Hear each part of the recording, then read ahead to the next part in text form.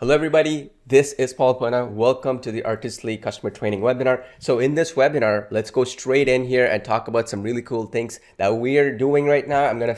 It's gonna be paced into two different ways. So the first half, I'm gonna be talking about the features that we've added and some features coming in. And then the second half of this training, I'm going to talk about monetization strategies for Artistly. And then I'll also talk about the other training session I have coming up as well, how it's going to connect to this one as well. So you have basically a system to set up. My goal is not to do like 10 training sessions. You don't need 10 to succeed with Artistly and take your business to the next level. But the point is that I've been taking your comments in our Facebook group, and our customer support staff has been sending over a lot of things from our customer support desk and stuff like that over to me. So that's what I'm going to be covering here as a starting point, and then we will go from there. Okay, so let's talk about a couple of things here real quick. So let's talk about the new features that we've added in here. So we've added new dimensions for images that you have within Artistly. Now, basically they work like this, okay? And there are two parts to this request that came in. And don't worry, I'll get to how I got these features. We got them from our roadmap.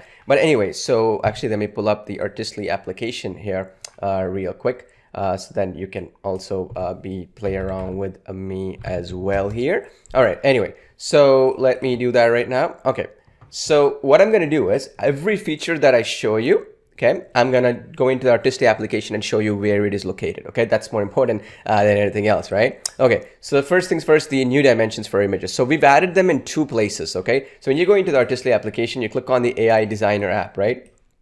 When you click on it, that's how you get started. So then that opens up all these other little tabs here on the top. So we did two things here. First things first, people wanted to actually have the ability to add negative prompts and also change dimensions here itself. This was one of the requested features in our roadmap as well. So that's what we did. So for example, in the past, you would just enter something and click design, and then you would go into, say, personal designs like so, and then you would just pick something that you like. Let's say you like this one right here, or you liked this one right here, let's assume, or you had any one of these, right? So it doesn't even really matter. So let's say you like this one. So then what you would do is you'd go click on the photo release or whatever design, you click on redesign, and then it would open up the second step, right? Which was step number 2. And this was kind of a cumbersome system. I get it, because at the end of the day, for us to go into a step 2 in order to get to where we wanted to go, not really the best option, right? Because that means you had to generate an image first in order to go to this personal designs and all that. So to avoid all that, what we did is basically you go into that image designer right from the get-go.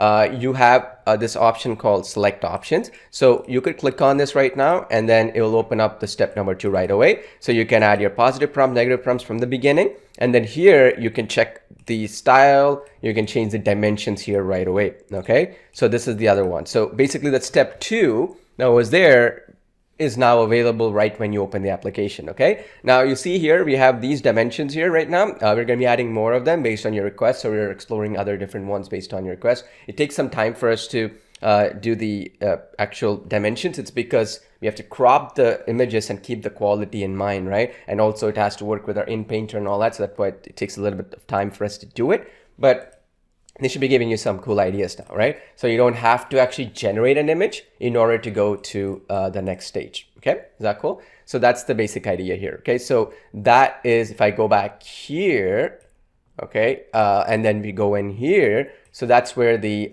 new dimensions for images, you can see them there across the board. Okay, so far so good, clear on this, right? So that way, from the very beginning, you can basically go through that feature. You can use it both in personal designs and edit an existing design and add changes to it, so you can have multiple dimensions, or right from the beginning you can click on the more options button. The only thing is you want to manually enter the positive prompts and negative prompts at that point, but you have that AI prompt extender feature. We'll get to that, which will help you fill that blanks as well, right? So in other words, what I mean is, like, if you go in here in that step and you come in here, if you're seeing blank negative prompts and positive prompts, you remember we have this feature here, which was the AI prompt extender, right? So here is where we can create those prompts if you want to, and then start from scratch as well if you want to do that. So for example, let's say flying time machine from the 1800s or something, or era, or whatever. I'm just making up something, but You click on this, it's going to give you the positive and negative prompt. So you could start that process as well. And then you can begin from that stage, which was from step one itself, meaning from the very beginning. You don't have to go to personal designs, preview it, click on redesign and all that. You can start from right here. So now let's click on the photorealistic or whatever, click on the redesign option. And then you have those more designs options right here. You can change the dimensions and styling here as well. Okay. So that's the basic idea. That way now you don't have to basically worry about these negative prompts and all this other stuff, right? So you just basically delete that negative prompt, whatever, and then you're good to go, okay? Now, this is the basic idea, okay, of how this works. Now, the second one we've added in, and a lot of you probably already saw this, but some of you might not have. I posted this in our Facebook group as well as this feature. It was our consistent character feature, okay? Now, if you haven't already, I mean, I posted this in the Facebook group, and also I'll post this into the tutorial section as well for Artistly, is basically this feature, how it works and all that, right? So, but anyway, you can go into the Facebook group here like so. If you don't have the link, let me know. I'll post in the chat box in the Facebook group. But anyway, I posted this consistent character feature, the demo, how it works and all that. A lot of you have seen it. That's great. But the point was that this is now in all your accounts. When I posted it, it was not in everybody's accounts. Now it should be, and it is in every single account. Now, what is the process here? Again, in order to not go over the same thing again for the next 15 minutes, the idea is that consistent character will keep the actual elements of that original image and then allow you to reuse that exact same photo of that person, or let's say an animal or whatever it might be, and reuse the same elements. So for example, that person is wearing a purple shirt.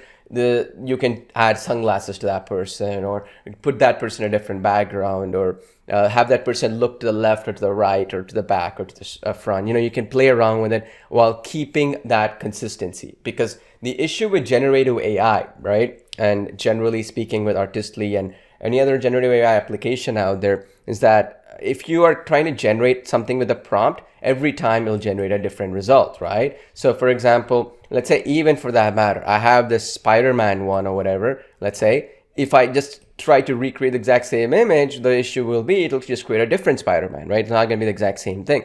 How do we consistently keep the elements here, right? Let's say you want to keep the clothing style here, like this clothing, this bluish gold styling, right? And this gold, mask of Spider-Man, let's say, for example. You could do that, right? Similarly, if you have her here, for example, you want her to keep this jewelry intact, or this basically this clothing style intact, or even the hairstyle intact. You could use a consistent character in order to basically have that element basically reused. Okay. Now, the idea is how this works. Again, this is available when you generate an image, right? So you go to personal designs and let me show you an example. Let's say any image out there. Let's say this gentleman was the example I used. So I just wanted to kind of show you the end result, and then I'll show you how you can recreate it. So you see how here, this was the original face, right? Of this person right here. So this person right here is wearing a hat, right? And then wearing this purple polo shirt, so to speak, or sorry, light pink polo shirt, and then is looking somewhere, right? Now I could go to consistent character and then get this person to look left, let's say, for example, right, like this. Slightly change their props, for example, if I want to. In this case, I've added sunglasses to the same person. You see, he's wearing sunglasses here. I could do that. Or even I could change the color of their hat. You see this, now it's a red hat, right? And now I have them wearing spectacles, right? Like you see this, it's just sunglasses. Or in this particular case, I just had them wear a suit, this person to wear a suit and without a hat on, right? Same person, but is now in different clothing styles, different props being worn, and all this other good stuff. So how do we do this? So if we start off with an original image, right, in the image preview. So how you would start off with, you generated an image, let's say with Artistly, you're going to see a little preview button when you hover your mouse over it, like so. And then when you do that, okay, and then when you do this, and basically what you're going to do next is that you're going to click on redesign option right here. Okay, so you click on this redesign option, you select the styling. Let's say you want photorealistic, because this is a photorealistic style. You want to use it for 3D, it doesn't really matter. Click on photorealistic, click on redesign. And then what's going to happen is by default, you see how it says random design? That's the default. If you want this to be reused, the same character to be reused, you're going to select this consistent character, okay? And then what's going to happen here is click on consistent character and you can change things, right? So you see this right here, side facing, neck to shoulder length, wearing a polo shirt. I can say wearing a suit, right? Or a three-piece suit or whatever, right? I can remove this thing. Like I can eliminate things. And then the idea is that it will basically, behind the scenes, what it's doing is it's saving that person's, elements, like let's say that person's face, what they were wearing and all that, and then it will keep that and regenerate it with a suit on, or maybe you want that person teaching something with a whiteboard. You get the point, right? You reuse that particular scenario. And we've tested this across the board. We've tested it with animals. We've tested it with some others as well. It works just fine.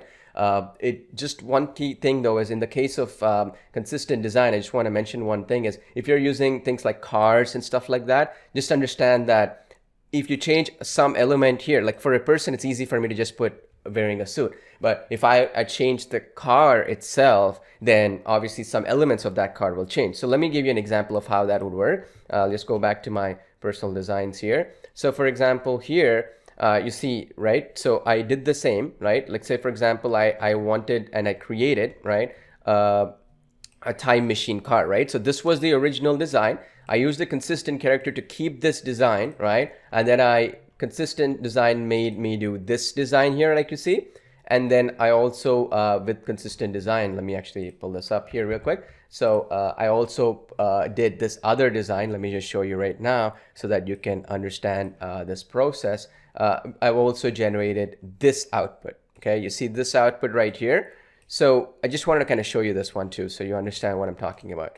So you see this right here, right? The car styling, if I change the entire prompt to a different style of a car, it will keep the color elements, but change the car styling. Okay, does that make sense? So just keep this in mind. So you have to understand how it's working behind the scenes is AI is thinking, okay, you want me to keep the car, right? And only change the car color to red or whatever. Okay, I could do that. That's doable. So AI is saying, I'll just keep this element right here. That's what you want me to do. Okay, I'll do that. And then you can change the background a little bit, change some elements and stuff like that. I'll do that. But if you say, I don't want a car to come, I want a bus to come, then it's a different story now, right? Because what it's going to think is, oh, this person wants me to isolate the background, not the foreground, right? So just keep that in mind. Okay, the idea is that for people, for objects, for animals, understand that in the application, how it's actually working behind the scenes is just like how I have this a flying time traveling car. When I click on this and redesign,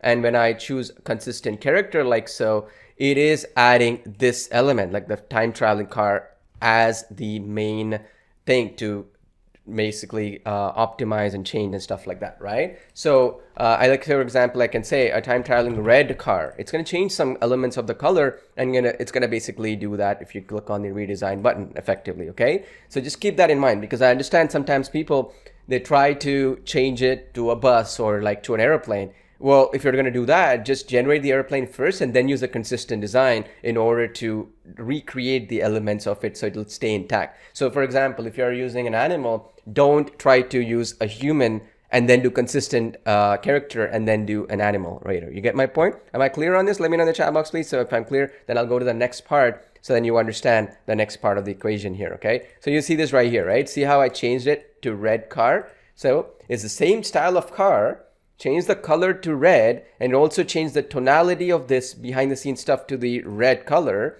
right? So if I go back here, it's the same car, it just changed the color scheme, right, to red. You see what happened here? But this is the thing I was trying to tell you. If I change it into a bus, it won't be the same thing anymore, right? Just keep this in mind, okay? You want to make sure the features are used properly, right? You don't want to confuse yourself and not get the right results and that sort of thing, okay? All right, so that's the other one. So let's go back here real quick. All right, excellent.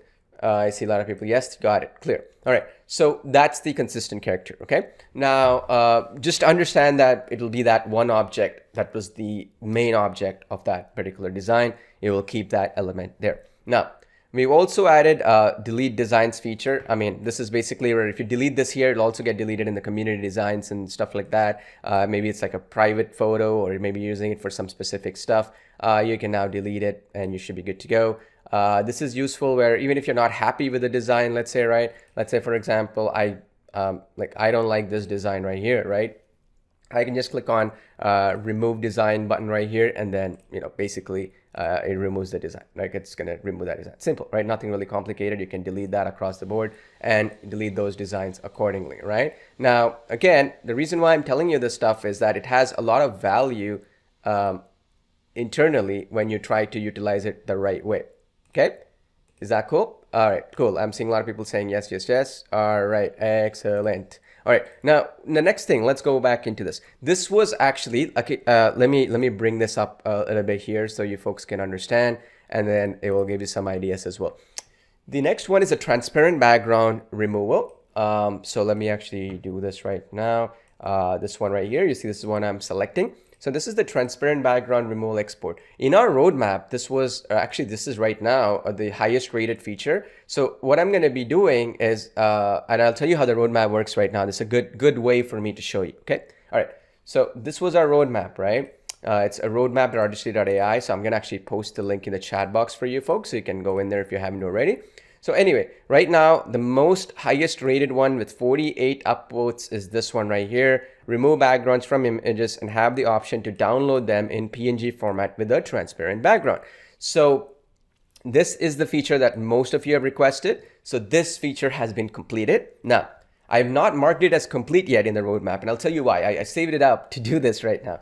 So what I'm planning on doing, folks, okay, this is, just let me know if this works for you, okay? This is something requested. So anyway, we're going to open this up. Like all these folks posted, yes, I want this, yes, I want this, whatever. What I'm going to do is when I mark this, the status as completed here, okay, so this is going to be completed here, right? What I'm going to do is I'm also going to make a post here with a YouTube URL, right, on how this feature works, okay? So that means next time around, when you see in our roadmap completed stuff, you don't have to go to the tutorials even. And then what's going to happen is the 48 people who upvoted this feature, because not everybody needs that feature, right? This was 48 of you who did that. You'll also get an email notification with that YouTube URL here on how to use the feature, and also that the feature is completed. Okay, is that cool? So that's the reason why we've done it this way, where when I do it and when I post the thing, or somebody from my team does, if I don't, either way, the point is that we'll show you how to use the feature, and then also you're going to get an email notification if you're one of these 48 folks that, hey, look, this feature has been updated, right? In addition to that, we may, depending on how important that feature is, okay, what we will do is we'll probably, when you go back into Artistly application, we're also going to put them up here, okay, under the updates and news in the main tab of the application. Okay, is that cool? So these will be the two places we're going to do. Now, so going back into the equation here. So how would I do it in practical terms? So like this was done, right? So first, let's talk about how this works, okay? So in the Artistly application, you go into the main tab here. You go into the AI background designer one here. So you click on that. Before, what happened was when you uploaded an image or selected an image or whatever, and then you clicked on the background changer, it would add the background automatically, right? It wouldn't allow you to export the transparent background, right? So well, now you can do that. So let me give you an example of this one, so you get an understanding of how this works in practical terms and how you could apply this. So again, I have some images right here, and like let's just pick one of them. Let's say this guy right here, right? So you want to remove the background for this. You just click on this remove background option right here, and then it's going to take a few seconds. And then what it's going to do is that before it used to be replacing it with some desert or forest or something, right? Now you get the transparent background right at the gate. So you see this right here, it's done already. It took me a couple of seconds or a few seconds. And again, you can preview this, you can download it. And so let's say, for example, here, you can click on the eye to preview, and then this download icon to download it, and it'll also show up in your personal designs. So for example, if I go into my personal designs here, let's say, right, of course, this was before I added any background or anything, right? So if I just open a new tab, again, see it's available here under the personal designs as well. Okay, the transparent background PNG. Now, of course, you can add stuff here. Let's say, for example, you want to add, let's say, some background here, let's say, right? So let's say, for example, you want to put him in, say, for example, bouquet, or let's say, for example, a bouquet, what do you want to put here? Let's say office room background or something. I'm just making up some stuff, right? But you can click on that, and then it's going to add in like this, right? So let's say, for example, it's going to add in that background. So this was doing automatically before, right? So now it's going to do this process basically where you can, first of all, automatically export it as a transparent background or download it as a PNG file. And then the second option for this one, how it works is that you can now add in an actual background to it. So in this particular case, it's done now. So you see this right here. So when I used bokeh is blurred background, okay, effectively. So you see this right here. It added a background here, and this also gets saved into your personal design. So in other words, now you'll have two designs, right? So you have the transparent background one like this. So this is basically a transparent background. And then you have this other background that I just added into this photo, okay? So basically this is how that background removal feature works. Now, just a couple of points here real quick that I want to mention.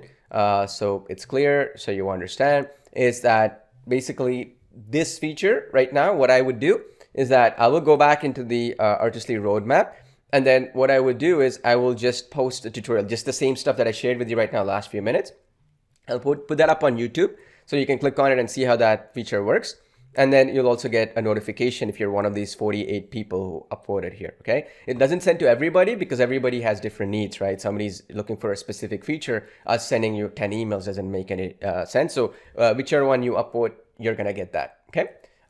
We're gonna see other ways we can send some other reminders, but this seems the best way to do it at this point, okay? You can also subscribe to this, by the way, okay? So when you subscribe to this, you're guaranteed to receive that email, okay? Sometimes what happens is somebody upvotes it, they then again forgot they upvoted or whatever, right? They might have removed that upvote or whatever. So just make sure that you click on this bell icon to subscribe to this feature so that when we mark it as complete, you're gonna basically for sure get that email, okay? That's how the roadmap works, not just for this feature, but every feature. But I'm just telling you, for this feature, since it's finished, this is how the process would work, okay? Following along so far, let me know in the chat box if and in the comment section if you can understand this part so far, okay? All right, so, okay, a lot of people saying, yes, this is very clear. Okay, so this applies for all the features, okay? Not just this one, but other stuff as well. So when you subscribe to the notifications of that particular feature, when that feature is ready, you're gonna receive an email, okay? Because you gotta create an account for you to upvote and request features and stuff like that in the roadmap, okay? So that's the other one. So just want to be clear. All right. Now, there's one other thing I want to mention here, and I mentioned this already, but I just want to talk about this, but AI prompt extender, okay? This one right here, we're making constant improvements to this one. I'm going to be making one other additional thing I want to add in the next couple of days because we're doing some experiments on this to make it even better. You don't have to do anything, right? It's going to be in the application already. But anyway, so this one right here, okay? Let's just discuss this part right here so you understand. So basically, if you look at that feature, which is that AI prompt extender, you go back to the Artistly application. Let's say, for example, let's go to that one right now, obviously. So the idea is that for that prompt extender, this one right here, when you type something in, it makes the detailed prompt happen, right? So let's say, for example, you type in, I want to create this, it will create that, but it will be more detailed. So for example, a person sitting in a conference room in New York City, let's say, I'm just making up something, and you click on extend prompt. What it is that that's natural language. What this is going to do is effectively, this is going to convert it into computer language so it understands and gives you the best possible output, okay? That's what the prompt extender does. So what I'm doing is, this is pretty good, right? You see this? It did this bracket, photographic, photogenic. I have no clue what that means. Extremely high detailed, raw color photo. Again, I have no clue what that means. Skyscrapers visible, blah, blah, blah. It added all these elements, right? So the before and after for this one is going to be night and day different. So when I click on this, click on photorealistic and click on redesign, right? It's actually going to add these prompts in, so there's no creativity involved from my end, and I click redesign and boom, it is going to generate that design for me, and it's going to be much better output than if I wrote it myself, right? It's obviously because this is computer generated, and computer is much better communicating in their own language to another AI, right? Like a robot communicating with a robot, right? So that's the basic idea for this one, okay? Now, one other thing I want to mention here real quick on this front, so let's just go back here. This right here, right? When we talk about the prompt extender, you can add to those prompts. Okay, you don't have to really only copy and paste as is. So let's say, for example, you want that person to wear a red shirt or a hat or whatever. You can add to that. There's no need for you to just use exactly as is that is within that prompt. Okay, so does that make sense? So you can basically not be confined over that same exact thing. Okay, is that clear? All right. Okay, so that's the other one that I wanted to kind of basically point out about here. Okay, so very important, because when I mention this, people are like, oh, but I copied and pasted it as is. I wanted it to have a red hat. Well, you can add red hat. Like you can add whatever it is that you want to do. Okay, so there's nobody stopping you. Nobody's saying no to you. You can go do your own thing. You can be more creative, basically yourself. Okay. Hope that is clear, right? Hope that is giving you some ideas as well. All right. Now, the other ones we've done is we've made a lot of speed improvements, enhancements, and optimizations. The main idea with this is you'll not be able to see it right away when you do it, but things will be a little bit more faster, things will be more smoother and stuff like that. Obviously, not the case when I'm on a webinar with like 1,000 people, obviously, but the point is that normal everyday usage very, very quickly, okay? Because we made a lot of updates based on users' usage patterns and what people are trying to use, what features people are using. Let's say, for example, people are using a specific feature, we'll put more infrastructure behind that feature, right? Obviously. So that's the basic idea here, okay? Now, basically today, I want to talk about some strategies on how to monetize the work that you're doing with Artistly, like the designs you're making and stuff like that. So that I'll talk about that as well in just a bit. But I just want to talk about basically a couple other points as well, okay?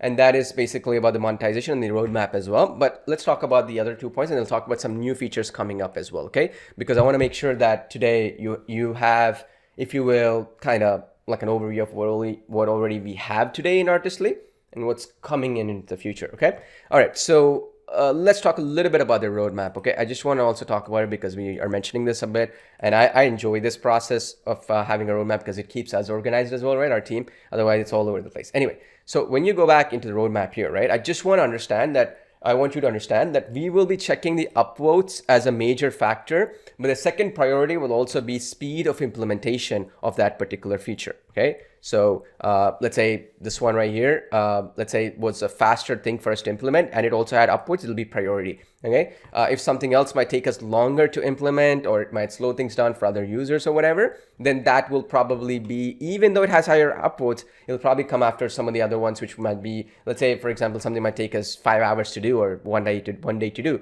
or a couple of days. It's going to be prioritized over something that's going to take maybe a couple of weeks to finish or a week to finish, right?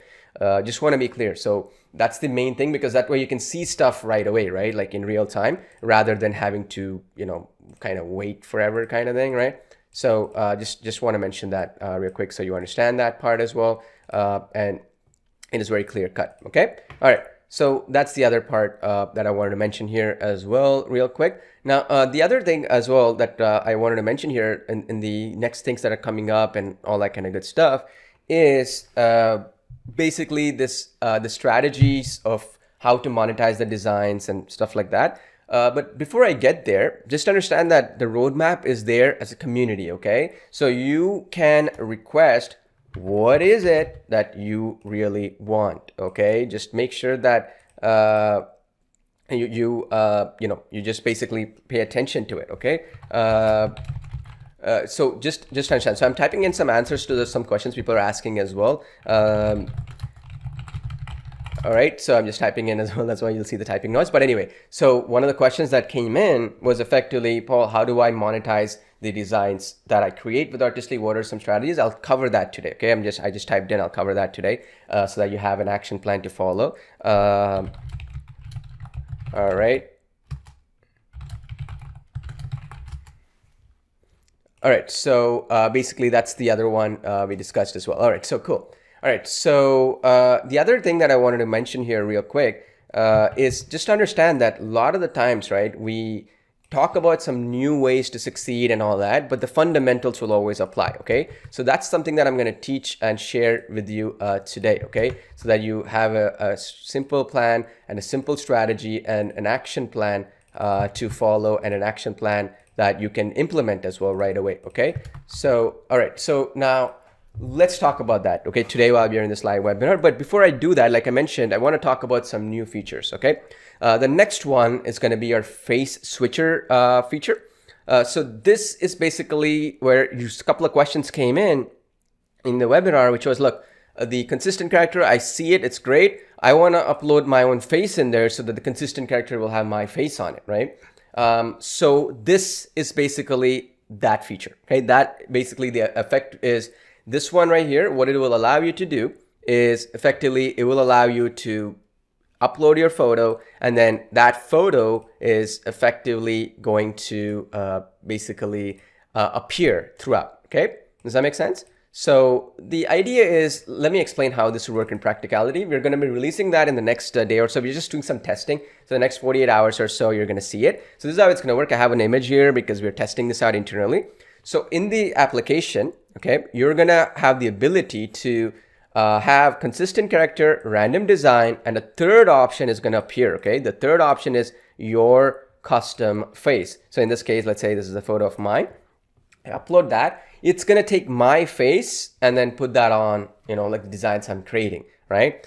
So this is the face switcher, and it's going to appear like this in the application. So then that means that you click on that, your custom face, upload your photo, and then now every time you want to generate with your face, right, in mind, it's gonna basically generate the photos, and it'll keep the original design in mind. Okay, so remember I showed you this example earlier as well, but just in case, I'll kind of show you one more time as well, because sometimes people want me to show this one more time. So I'll just show you what the end result is, so you can watch out for this. Now, why didn't we release this feature just yet? Well, it's because a lot of people haven't used the consistent character feature yet, and this one will be even more confusing if you don't use the consistent character, right? It's the same concept how it works, right? Because you need to have a design already in order to use this, because then you can control the output, okay?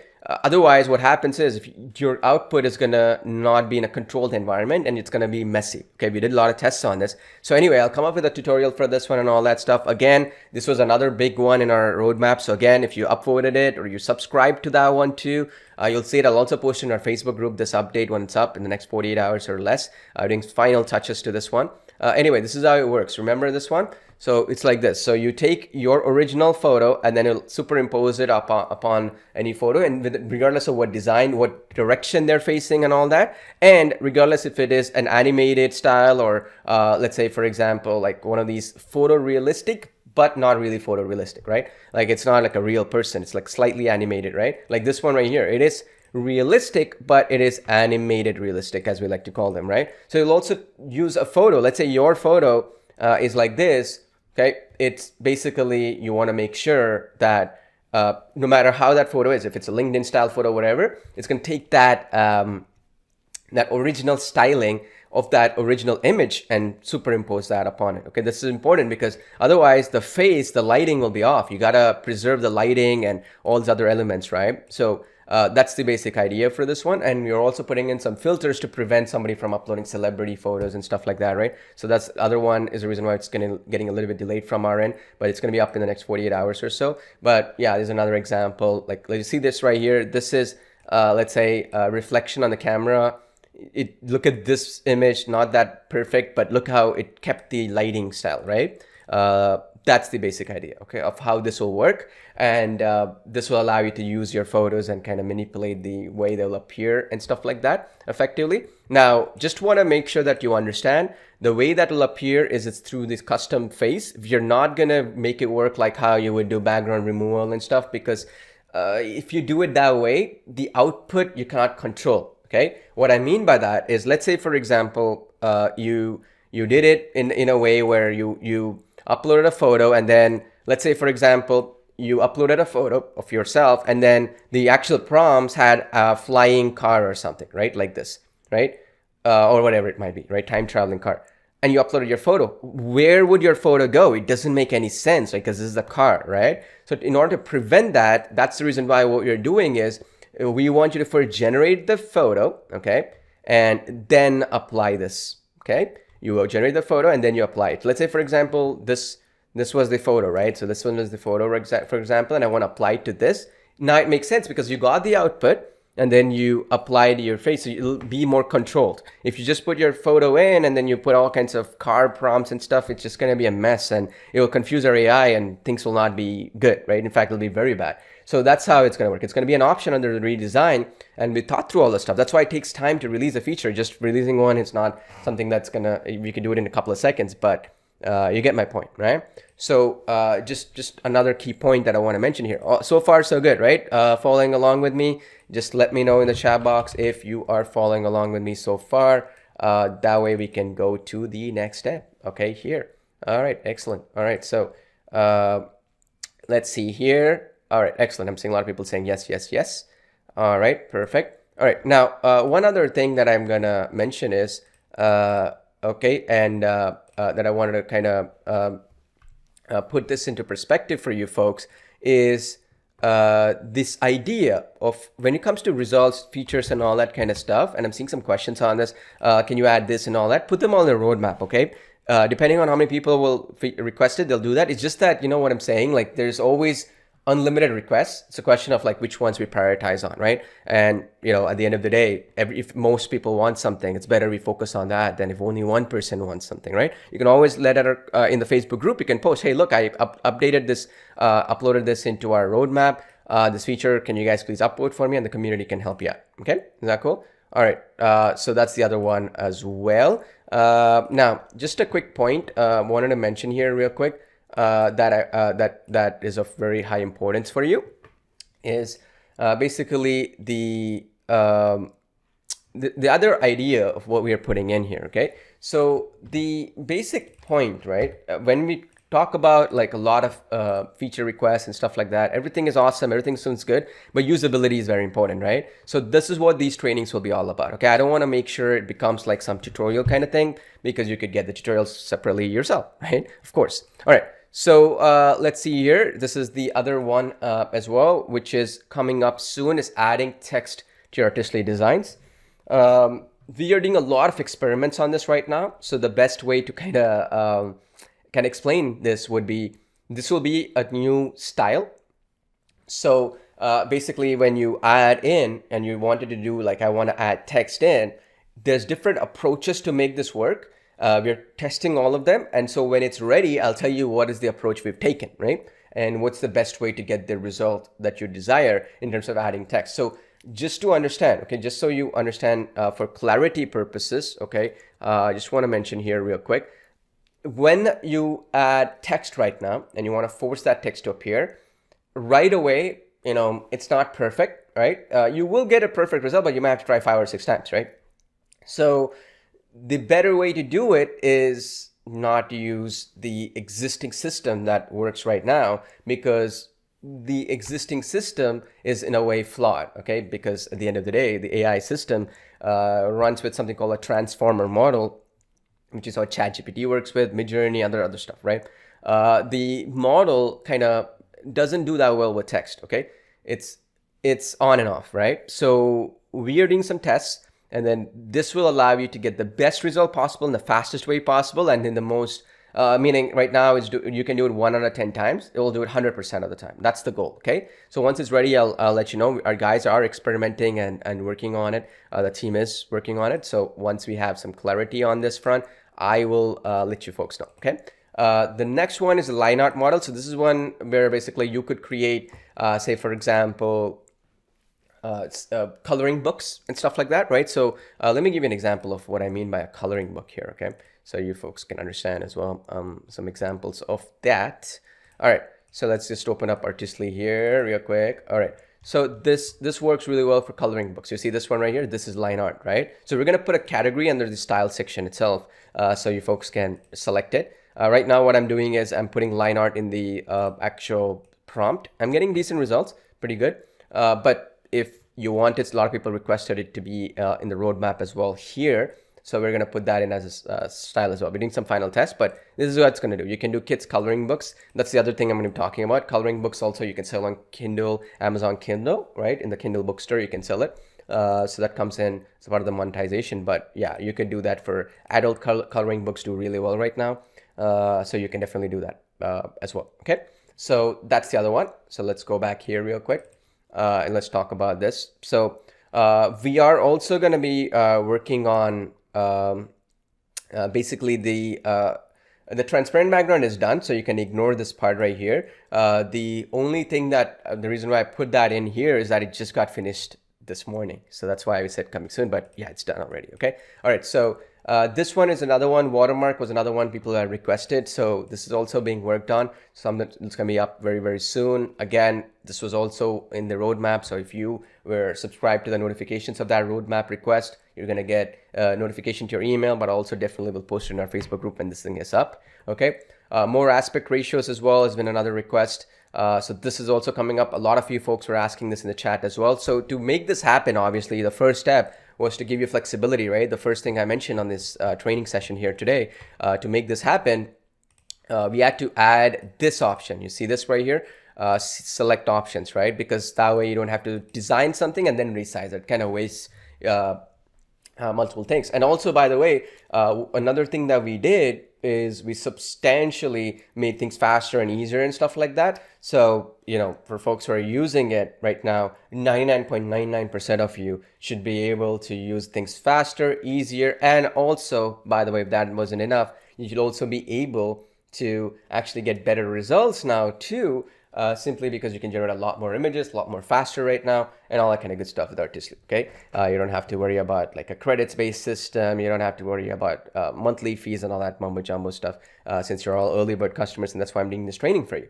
Now, the other one, this is I'm really pretty excited about. Okay, just give us some time on this one right here. We're doing some final tests on this one, but this is our new photorealistic model. Okay. So when you go into the application right now, okay, let me just show you this. Let's see here. All right, so you go to the application right now, you see when the first style is the photorealistic style. So we were looking at what people were using. A lot of you were using the photorealistic style. Why not? Because you want realistic images, right? Like these ones right here, right? These are all photorealistic. This one, and stuff like that, right? So what we realized is, okay, then how can we make this better from the ground up? Like, what can we do? Okay, so there's two ways you can improve a photorealistic model. Okay, first of all, you make it even more realistic. Okay, so it removes some, if you will, abstractness to it, right? So what that means is when somebody sees it, it looks like, oh wow, this looks like a real photo, right? Not a hybrid or like somebody who an animator built or somebody like photoshopped it and airbrushed it a lot. You know what I mean? So that's the photorealistic model, a new one coming up. It's going to be a lot more realistic, a lot more higher definition in terms of the face detailing, and some other cool things. When you see it, you may not see the difference right away, but as you're generating images, you're going to see that difference. Okay, this one's going to be awesome. Okay, this one's going to be super cool, super fun as well. The new photorealistic model. Okay, this one's coming up as well very soon, and I'll be announcing this as well again, pretty much. You know, again, the reason why we chose this one is that majority of you are using this, and then the next one too, if you do any improvements to other ones, it's also going to be a massive improvement. Like if you're doing some small improvements, like not a version 2.0 style, like we're talking doubling the impact, right? Like if something was okay, it's going to be great now, right? So that's infinitely better than it was before, kind of thing. That's when we name it version 2.0. Otherwise, we just release it off. When you're creating it, you'll just see the improvements for the other categories and other styling, right? The other one that we're working on as well, integrations with our other applications like Sketch Genius and Design Muse. I'll talk about that a little bit today under the monetization strategies. But this is the next thing that's coming up soon as well, in terms of like once we talk about how the integrations will work. I'll show you today. We'll talk about that. And there's another top secret feature that's going to be my surprise gift for you folks. We are working on it right now. Hopefully it's going to be up soon. I'll kind of keep it a little bit of a secret. Let's see, maybe towards the end of the webinar, I'm going to reveal a glimpse of this one. You're going to love this feature, okay? It's going to be awesome. We're doing some tests on this one. I'm personally involved in this feature, actually. So I know it's going to be awesome. And this is, by the way, nobody has requested this in the roadmap. So that's what makes it top secret, okay? So that's even more better, okay? All right, so you're going to love it, by the way. All right, so Now, let's talk a little bit about monetization strategies, okay? So a lot of times people talk about monetization, how do I generate revenue from the designs I make and stuff like that. So let's jump into that a little bit right now, and then we'll go from there, okay? Okay, so all right, let's get to that in just a second, all right? So that we go in and we discuss things, because you have to understand everything needs to be kind of mapped out for you folks can really succeed with something, right? So first of all, let's get to that. So everybody's all good now, right? So we're going to go to the monetization training if you're all set for that. And then I'll talk about how you can read results with Artistly, what you can do, some cool things you can do and stuff like that. All right? Okay, let's do that.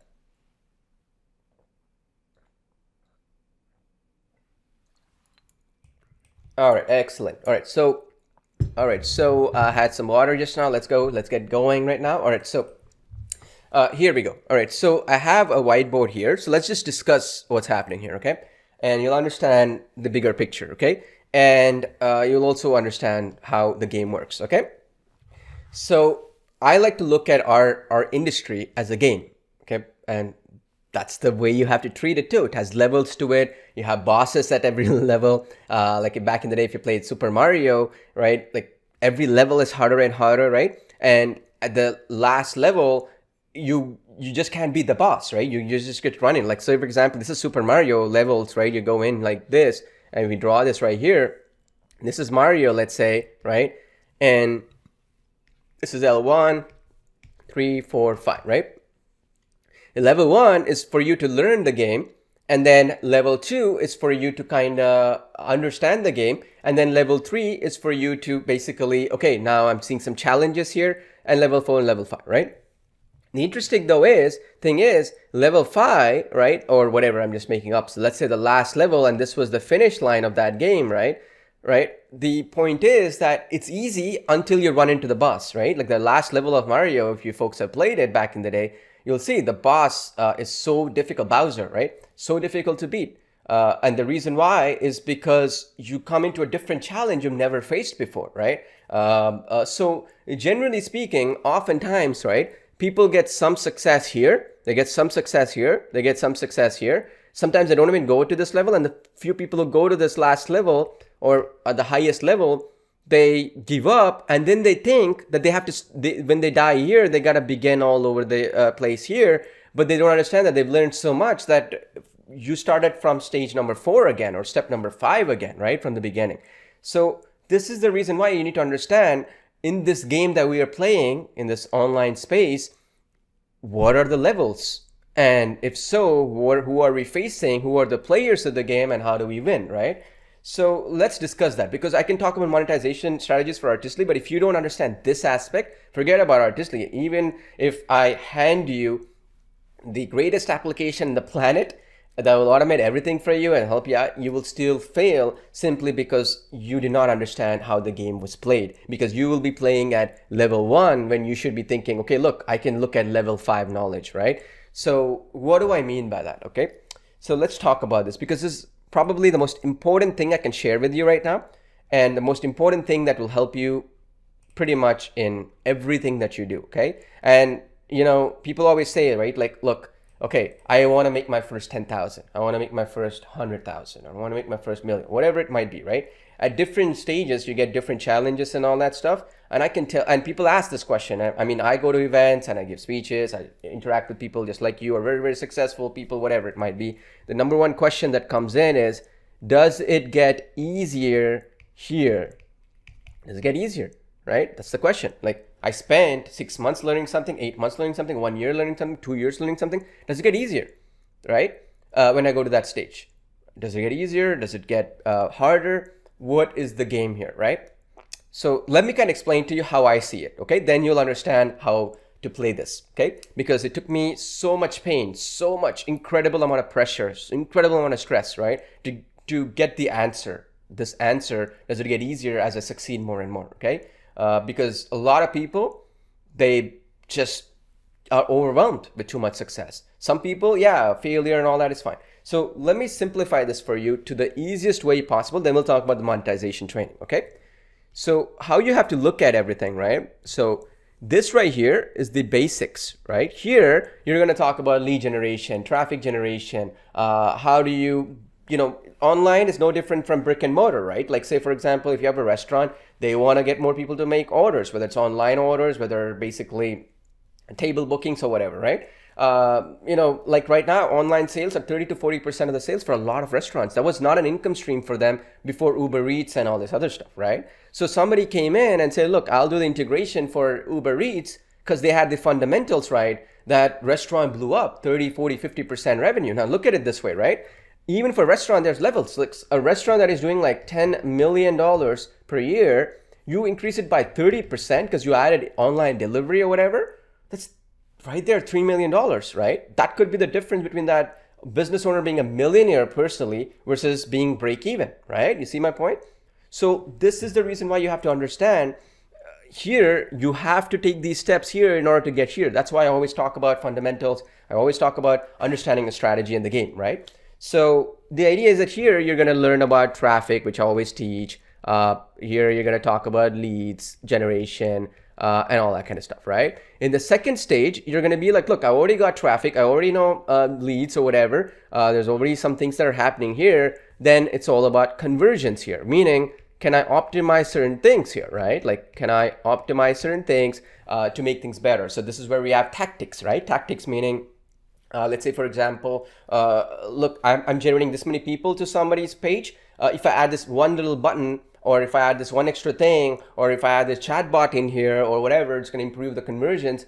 It's going to make more money. Let's say, for example, here, for those of you who have our human bot technology, right? Let me just give you an example so you understand in practical terms, right? Otherwise, people don't understand this part. But anyway, so let's erase this. So if you have our human bot app, which was our, which is basically the chat bot application, right? So let's just say human bot, right? So this was our human bot technology. So anyway, so with human bot, right? So you put up a AI chat bot, the person speaking, negotiating with people, whatever. If the human bot thing can improve conversions by 10%, right? Again, this 10 million example here, they made an extra million, right? So those people will be willing to pay you more money in order to actually get that result, right? So that's where we focus on here at this point in time. Conversions is also another thing called copywriting, right? So this is another thing I've taught you folks, okay? If you haven't, I'll actually put up the link for my AI copywriting course right now. You can get it for free. Again, you don't have to buy anything. So you just go into this page. I'll show you. This is all you need to know to be good at copywriting. I'll probably say it'll put you in the top 10% of copywriters in the world, okay? If you learn this stuff and apply this. This is the link, post in the chat box. You're gonna come into this page. It'll look something like this. It's going to show you the purpose of your copy, advanced human psychology, persuasion, researching your big idea, what clients to work with, that sort of thing. The novel approach was the state of the art, the Pareto principle for sales, visual case studies before and after, the crazy throw the kitchen sink offer, complimentary bonuses, act now, whatever, right? So it sounds simplistic, I get it, but if you watch it and you apply it, you will understand the level 2 here, the game, right? And obviously for copywriting, there's different levels to it, but 90%, you're going to be top 10% players. You don't have to be top 1% to do good copywriting, okay? Now, at this stage here, this is the thing, okay? For a long period of time, okay? This is the funny part. For a very, very long period of time, I was stuck between these two features, okay? These 2 points where like almost, I would say probably for the first 5 to 6 years of my journey, right? I was stuck between this part right here and this part right here, somewhere in here, right? This part right here. And the reason why I was stuck here, okay, is because, well, I learned stuff, I understood copywriting, but what's the next stage? So this is where a lot of people make the mistake, and they kind of put themselves, if you will, they bottle themselves and they kind of put restrictions on themselves, right? This is where you might need to hire 1 or 2 people, right, in order to do tactics, okay? Tactics, while you do the strategy, okay? Strategy, okay. This is the level where a lot of people give up. This is the level where, you're working hard, you're making money, but you want to scale up to the next level or whatever it might be, right? So you might hire a couple of people or 1 person, whatever. It's a virtual worker. You can get people from different parts of the world, right? For working and automating some tasks, right? This is that stage. Okay. Now I'm simplifying this for you. There's different levels to this game as well, but for your level, I'm assuming, you're a one-man band, one-man woman right now, or maybe you're basically maybe a couple of people you work with, whatever, right? Once you scale up even more, this level 5 can go up to 10 levels. Okay, that's what I'm trying to say here. Okay. Anyway, so once you got here, this is when you get to that next level, right? This is when, because you're focusing on the strategy, other people are doing the actual tactics. So for example, other people are doing the copywriting, other people are doing this other work. Like say, for example, for me, I'll give you an example, right? So you understand. We talk about AI copywriting, we're going to talk about Artistly and stuff, right? Let me explain. So I right now, okay, and again, this no means that you're going to do this, but I'm just saying right now how it works in the highest level, right?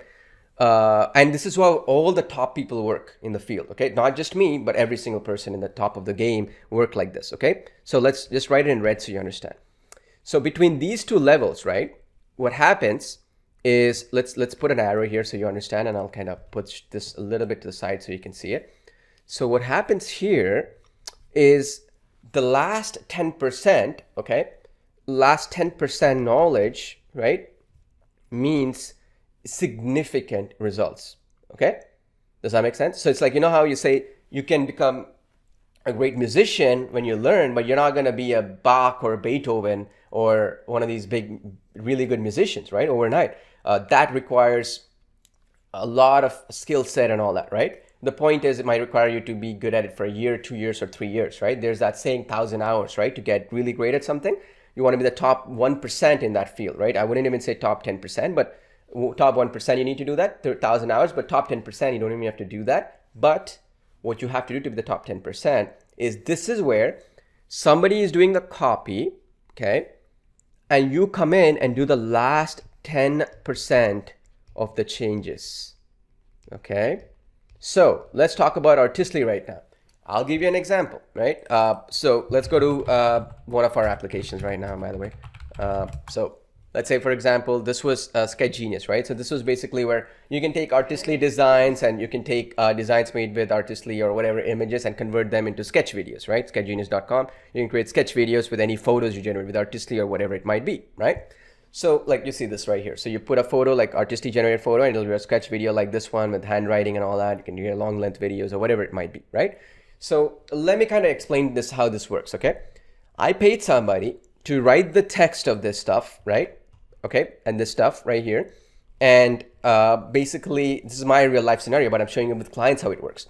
So basically, I paid somebody to actually write this basic stuff, right? Like this in text format or whatever.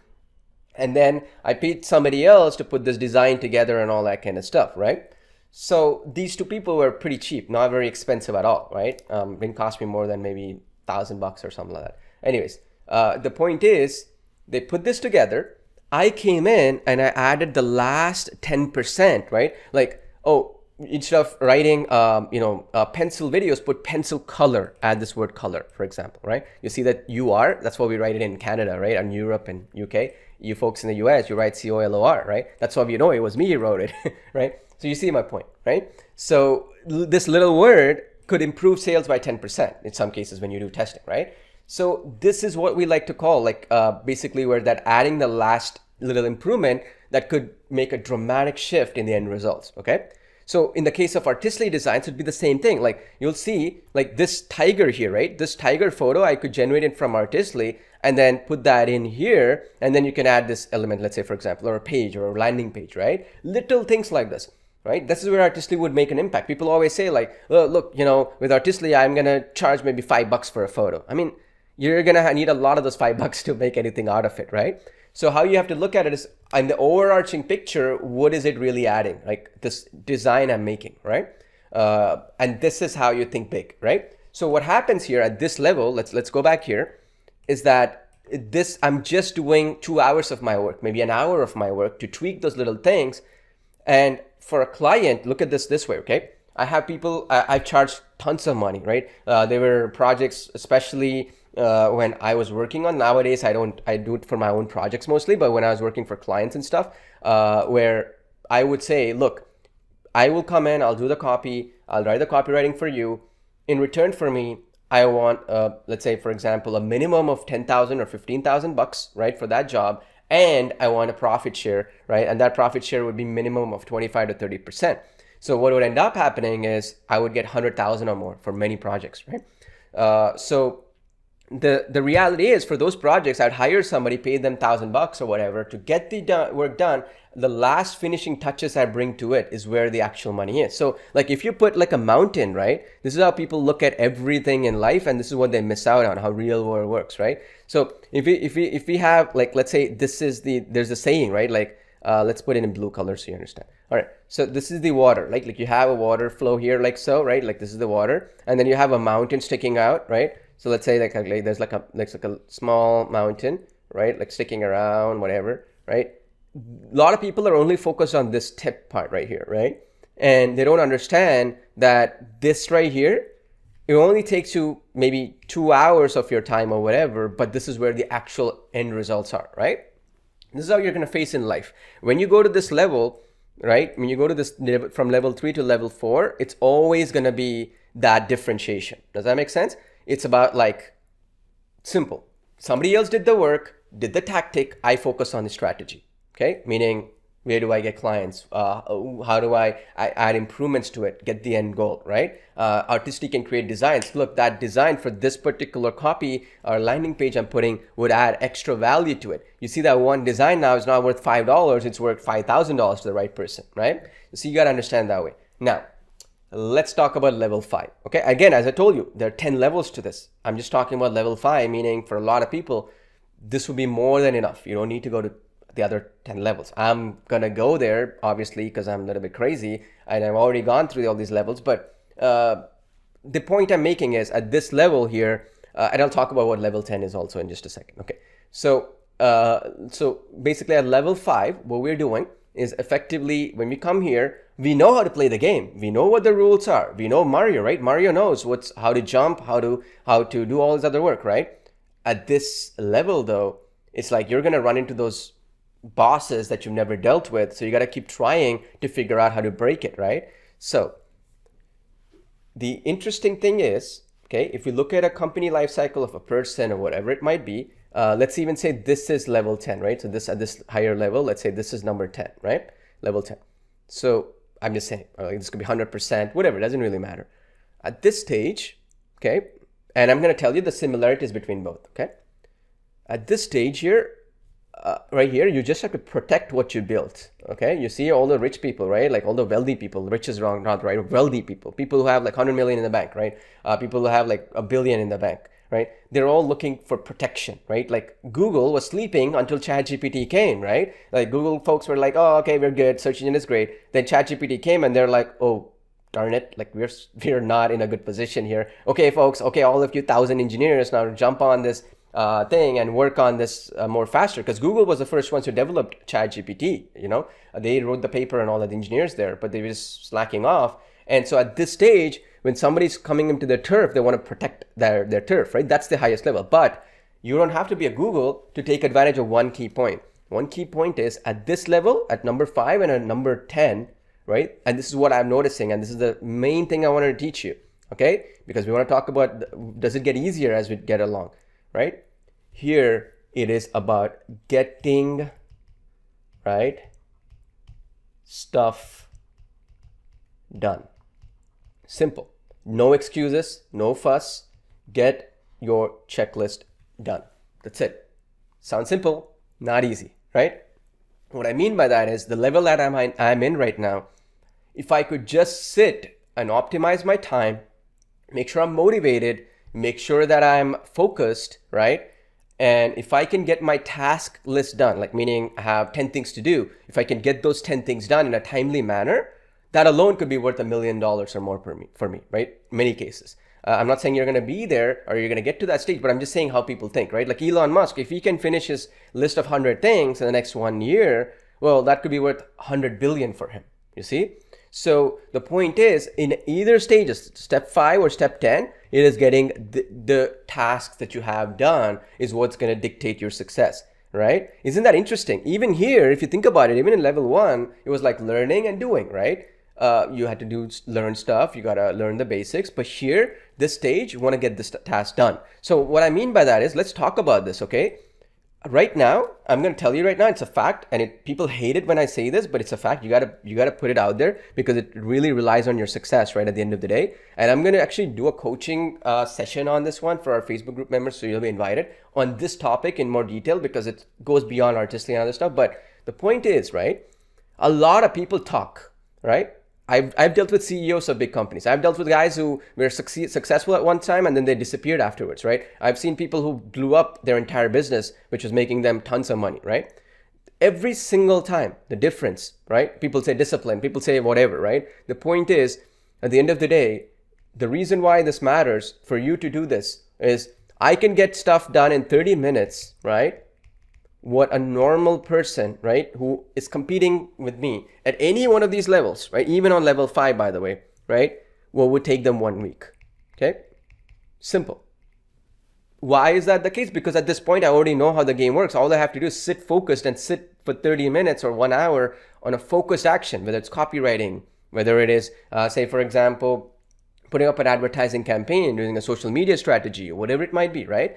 If I can sit for focused 30 minutes to an hour, I'll get more done than 1 week. In many cases, I could get more done in about 4 hours of focused time that somebody takes 1 month.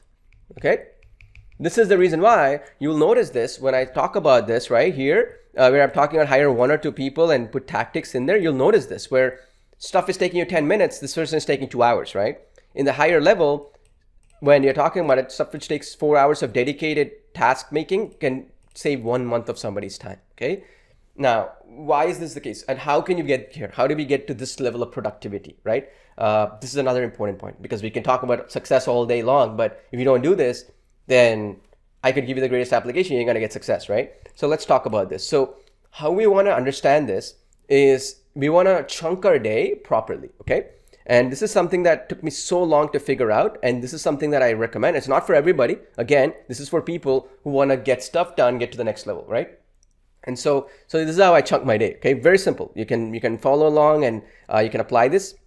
And then I'll talk about monetization because it'll give you some strategies here. Okay, so what I will do, as soon as I wake up, right, the first 3 hours of my day, okay, I will probably only drink black coffee or I only drink water or only think something, but never eat for the first 3 hours after I wake up, right? And this 3 hours, right, I'm only gonna be doing focused strategic work. This could be like that copy example I told you, right? Like say, for example, somebody gave it to me, I gotta finish this task, it's laying around, right? This is what people happen with book writing. They're like writing a book or something and they get stuck and they have that writer's block, right? So what I'll do is the first 3 hours, I'll just focus. I'll not eat anything, drink black coffee or just water or whatever it might be. No sugar, no nothing, right? Just do that. So what happens, right? When we eat, our body takes up a lot of our energy in terms of actually digestion, right? And you eat sugar, it's even worse because you get the sugar rush and you get the crash, right? So what my thought process is, I'll channel my task list such that in the first 3 hours, I'll do the most strategic things and also I'll do the stuff that has to be done. And I will do based upon the best effort I can put. So meaning, even if it is 85% as good, okay, I will let it finish.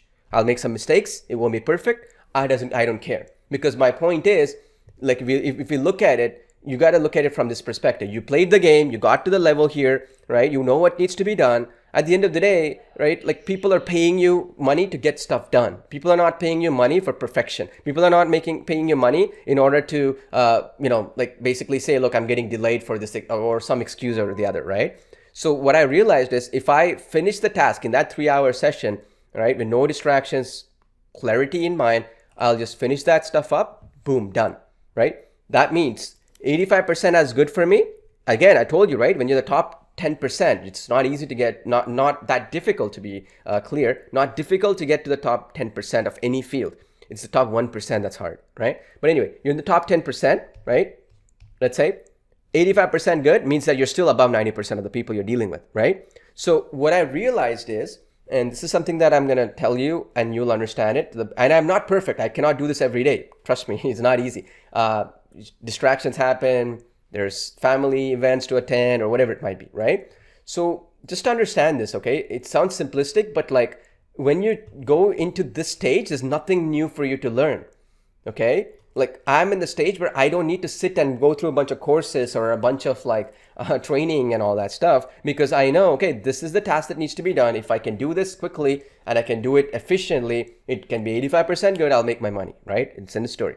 And this is the level Google CEOs and Elon Musk, all these other guys are playing, because in Elon Musk's case, 85% as good for Elon, right, is like not top 10%, like top 0.1%, because all the knowledge he has in his brain, right, of until this point. So similarly, just look at it from that perspective. Then what I'm going to do is basically the other, let's say this is 3 hours, right? So 2 hours, right? The next 2 hours, I will just talk to my team. Like I'll talk to people, like, guys who we're working with, or all this other stuff, just to check the checklist or whatever. I'll spend some time, right? And then finally, the other 2 hours, I'll spend talking to customers like yourself. I'll be in our Facebook group and stuff like that, right? So I'll do another 2 to 3 hours here, right? And then I'll spend time with our customers like yourself, right? Because I want to know what you folks are wanting, what you're doing, and all that kind of stuff. And this is for even my clients in the bigger industries I work with, like real estate and like other things that I work on, right? Anyways, so the other clients and stuff like that I'll spend here. So that's 3, 5, 6, right? 7 hours. So 3, 5 hours, 7 to 8 hours, right? That's it. I'm done. Rest of the day, I'm just relaxing. Like I want to make sure that I can wake up and do this every single day, right? So I'm just going to be just relax. I'll probably go shower, steam room, whatever they have, right? Like cold therapy, whatever those, like all these other tons of stuff. Go for a walk outside, fresh air, whatever, it doesn't matter. And that's it. Because when you do this focus work, you need to relax, right? You need to sleep well and all this other stuff, right? So why I'm trying to tell you this, folks, is please understand, okay? When a lot of these gurus, right, they want you to be here. They want you to be stuck here, right? So they can sell you more stuff, more courses, more training programs, right? They want you to get stuck here and not go to the stage, because at that point, there's nothing for them to sell you, right? Once you get there, right? So just understand, right, what game you're playing here, right? So what I'm trying to explain to you is, if you spend that weekend going through my copywriting course, for example, which I'm giving away for free, like you go to this link, and you go to my copywriting course here, you go through this, you learn the stuff, right? And you practice it 1 or 2 times, you're in the top 10%, right? Once you're in the top 10%, it's just a question of tweaking a little bit here and there to go to the top 5%, getting a little bit better, top 1%, right? And then at that point, when you get to the top 5%, top 10%, you don't need to be like a genius, or you don't have to know a lot of stuff. It's just like you have a checklist, finish it, simple. No questions, no fuss, no muss. Get it done as quickly as possible. It will not be perfect. Like I'll have situations where I'll write some stupid stuff, like meaning instead of writing, let's say there's an event happening and it starts at 1 p.m. I might say it starts at 2 p.m. accidentally because I had a typo. I'll say 11 p.m., right? Or 11 a.m. I make mistakes like this, right? I'm not perfect. But the point is, it doesn't matter at this level, because you're operating at such a high level that even some mistakes don't matter anymore. And at the end of the day, you got the job done, right? And at the end of the day, it's enough. It's enough. You get my point? So really, again, let me know in the chat box if this is making sense, okay? You need to look at yourself. Well, once I give you the basic training, which I'm doing today and all that kind of stuff, like all this stuff, like let's just delete this stuff right now. But once you understand the basics of copywriting, lead generation, traffic, and all that kind of stuff, which I teach all the time in our Facebook group, in our training sessions for free. I never charge for any courses, because courses is just my brain, while technology takes a lot of hard costs, right? Like there's a lot of server costs, customer support costs, and all this other stuff, right? Technology costs, development costs and all that. But my point is, if you told me today, look, Paul, you have this in your brain, like, can you do this AI copywriting course, right? Like this particular course, right? It took me maybe about, give or take, 8 hours of actual work, right, to do this, because I spent a lot of time doing this course. It was not easy. I had to do the prompts and everything. But the thing was, I did it in like 2 sittings, 4 hours, like 4 hours in one day, and another day 4 hours. So 2 days, I finished it. You asked the same me, right? Like when I was getting started, do a course or create a course or whatever, it would have taken me like a month, and I would not even be finished, because at the end of the day, I'd be like, well, I just did this one thing today. I did one chapter or something, one video. I'm done for the day because I'm tired, right? People get tired. Move on. Why? It's because these 3 hours, we waste time. We are on our phone here the first 3 hours, right? We're checking our email. We're checking distractions. We're eating. Like a lot of guys, like It's a messed up world. Donuts, right? You go in, like we have like these coffee shops, right? You go to the coffee shop, sugar in the coffee. You have double or triple latte, grande vanilla latte, whatever the heck it is, right? So the point is you feed yourself like all the junk, like cereal, for example, right? With sugar in it, like with milk, sugar. This takes a long time to digest, right? For your body and your brain. 70-80% of your brain is getting wasted on this stuff, right? Your energy of your brain. And so now how can you beat a guy like me? Just being upfront, I'm not bragging. You cannot beat me. I'm sorry. Let's look at the simple game here. I'm like this boss here, right? I'm aligned and I'm clear what needs to be done. And you are coming in here putting donuts, cereal, milk, takes a long time to digest, and all this other stuff. And then your brain is foggy. Your brain is not clear. Your brain is all over the place. You have your phone, right? Your phone is giving you dopamine hits every day, Instagram and all that, right? I'll beat you every day. And this is what happens even there. So I'll give you an example, right? People ask me like what changed from you to get to your first 100,000 to first million to thereafter? Really, to be very honest with you, it was just about prioritizing these 3 to 4 hours because I could get more done in a day. That's it. It's simple, right? I don't have to sit there and hope and pray for things to happen, right? And I'll do a special training if you folks are interested on this in our group, only on this topic, because it's been a game changer for me for the last 2 to 3 years, okay? I'm mastering it. I'm not perfect at it. I just want to be clear here, okay? But, might as well share it with you because maybe in another year or 2 years, I'll be so good at it now and so optimized that, this 8 hours might be 4 hours even. You know what I mean? I'll get there probably, but I'm just saying this is the reason why people cannot scale up, go to the next level. It's because gurus want you to be in this 1 or 2 or 3 levels, always constantly learning. And at the end of the day, here, I don't care. Like if you came to me and you said, look, Paul, this needs to be done, this task or whatever, what do I do? I'm just saying, look, use Artistly if the image generation takes you like 10 seconds as opposed to using Photoshop, which takes you 5 hours or 3 hours to do, or even an hour, right? Incremental stuff. This is where tools come into play, right?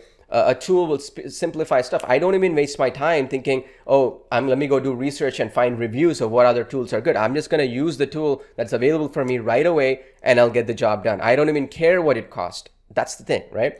I don't care. I'll just use it. I'll get the job done. I'll move on, right? So just please understand this, okay? This is extremely important. And recently, I'll tell you, I learned this actually in a very hard way because I was struggling because I would work 14 hours a day, 15 hours a day. I'll do all this work. And then I realized after like a month, I'm getting beaten by much better guys than me. Why am I not able to succeed to go to the next level, right? The thing was in that 14 hours, how much was actual real work? Maybe like 30 minutes. Because I'm dozing off, I'm distracting, I'm getting distracted. I know I didn't do as much as I should have done that day. I'm feeling guilty, right? So I'm seeing a question come in. Okay, Paul, that sounds great. We don't have 8 hours on a given day. Oh, I only have like 3 hours for my business or whatever. Okay, doesn't matter. It's okay, fair enough. What I'm going to tell you now, I'm going to give you a secret. Okay, please understand. Okay, this is the secret to understand every knowledge that will be applicable to you. Okay, and this secret I learned from actually dealing with some really high level CEOs, okay? They didn't teach me. They will not tell you this stuff because it's easy to sell in a book, dream big, visualize and things will happen. That's easy stuff, right? Anybody can say, have passions, follow your passion. Not really. That's not what they're doing. What they're doing, okay, let's just write you this right here. This is the secret. You would talk about people who manage big companies, right? I'm talking companies with tons of money they make or a lot of stress or whatever, right? So how they deal with it is they come back to the basics. They know how to deal with other basic things, right? This is all the stuff, right? How they are looking at it is how can they shrink this 3 hours of focused action to do high leverage activities. That's the only thing. So in other words, they're doing the exact same thing I'm telling you here. The only difference is in their level, they're thinking, look, in this 3 hours, I could do 10 things, right? Which one of those 10 things will generate the most amount of money or most amount of impact or whatever, right? And then they will do that and they will make sure that at the end of the day, they'll get it as quickly done as possible. So if they have to split these 10 tasks to 1,000 employees, right? They'll do that. If they have to split this task into in a way where they have to buy a technology to make it happen, they'll do that. If they have to automate something, they'll do that. If they have to hire somebody like yourself to, as an agency or consultant, to speed it up, they'll do that, right? It's like something simple. Like recently I was talking to somebody, they were paying six figures every year. There's a big CEO, and the job of that person that they were paying six figures, which is an agency effectively, all they do, okay, is just basically organize and the invoicing systems of that particular CEO. So in other words, the CEO says it to 1,000 people or 100 people in their employees or whatever, and they tell, look, for this thing to be done, let's say, for example, it's like, let's say they want to build an apartment building, or let's say shopping complex, or whatever it might be, right? In their case, it might be 100 different things. But when they split this stuff, right? So what happens is, like, they're saying to this other company, they're paying them six figures or more to just say, look, I just want these things. So these people are buying the bricks. They're buying, like, let's say, whatever, like, let's say utensils or equipment or whatever it might be. Just make sure that you invoice these things properly, so I know and I can keep track of the expenses on a day-to-day basis. That's it. And this stuff right here, it is level one knowledge I was trying to tell you, right? This is level one knowledge, right? This is level one knowledge. The difference here is that this guy or gal right here doesn't care if it's level one knowledge, level 4, level 3. They don't care. They just have to get the job done, right?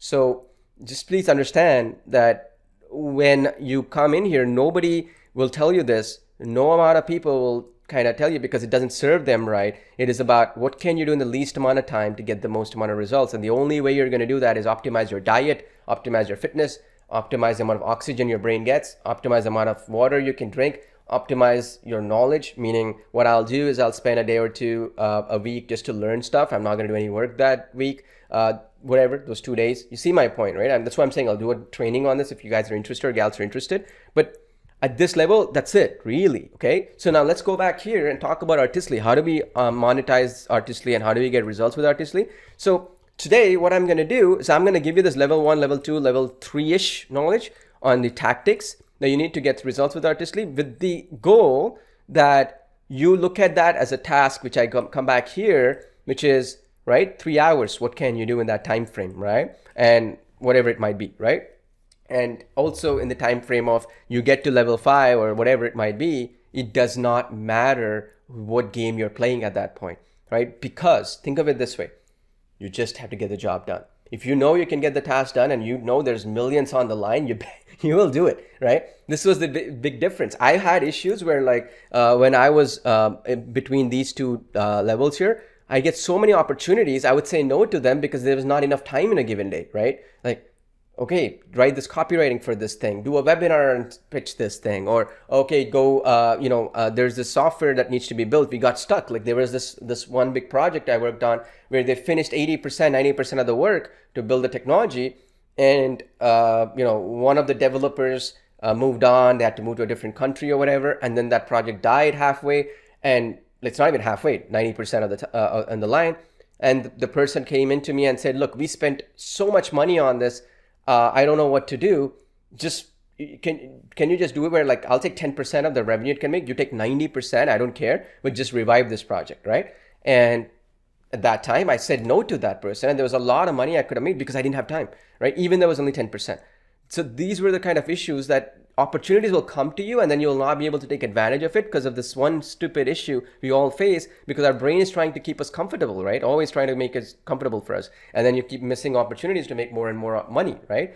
So what I'm trying to say is, please understand, the world is a bunch of people who will take 1 week to do if you just sat for 30 minutes to an hour to do that dedicated work. Similarly, the world is full of people who'll do 1 month's worth of work sitting and doing little by little, little by little, little by little. If they just sat focused for 4 hours with no distractions, with optimal diet, optimal sleep, optimal focus, right? Optimal exercise, whatever it might be. I'll tell you that in that training session for free. I'll do it for you folks anyways, if you want specifics. But this right here is the difference, right? Because time is the most valuable asset in the world, right?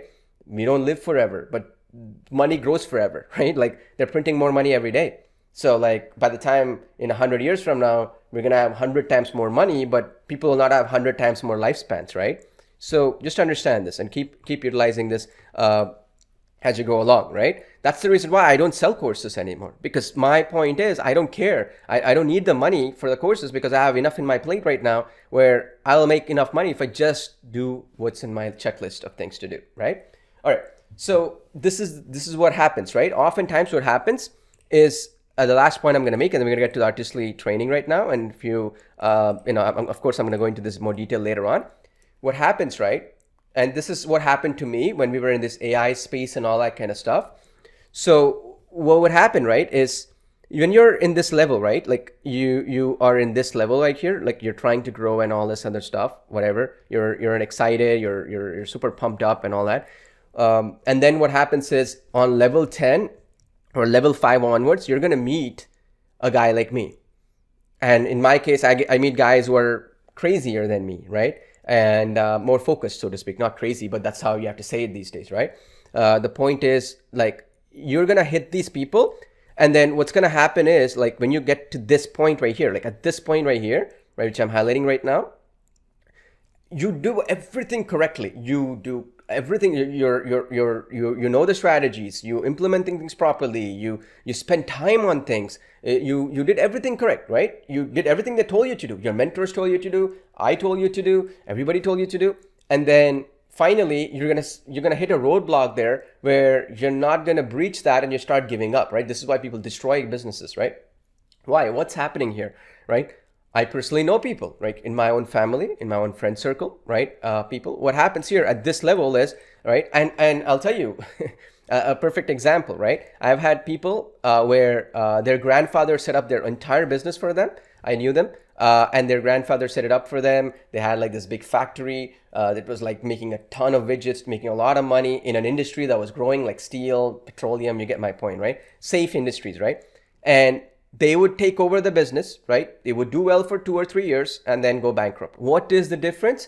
Well, it's because at this level, there's nothing new to learn. These are not dumb people. They're smart people. The difference is they're reaching a guy who can do 30 minutes stuff, which would have taken 1 week to this other guy. Why 1 week? Well, think of it. This guy who got that company handed to them, or even as a CEO, like recently there was a company where a CEO of a big company took over, and then they still crashed it. Like this person made a successful company. They took over this company which was struggling, and then they still crashed that company. Why? What was the difference? These people will drink over the weekends, right? They'll go crazy drinking on the weekends, right? And so when you drink some alcohol or whatever, especially on the weekends, it takes you 4 to 5 days for your body to recover, right? So in other words, when you go in and you try on Monday, Tuesday, Wednesday, you're still not operating at peak capacity, right? Am I saying quit drinking or whatever? If that's what it takes to help your family, to get you to the next level, right? Do it, right? What's stopping you, right? I mean, peer pressure, people not care when you're focused and you get to the finish line, right?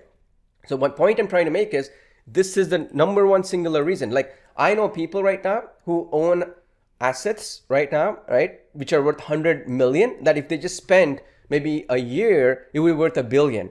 Right? Why are they not doing? It's because at the end of the day, they know that they cannot compete with a guy like this on the higher level. They tried, they failed, they gave up. They're like, okay, whatever, that's fine. This is the reason why you'll see quite often people who inherited money within a generation or two, that money goes away, right? This is the number one reason.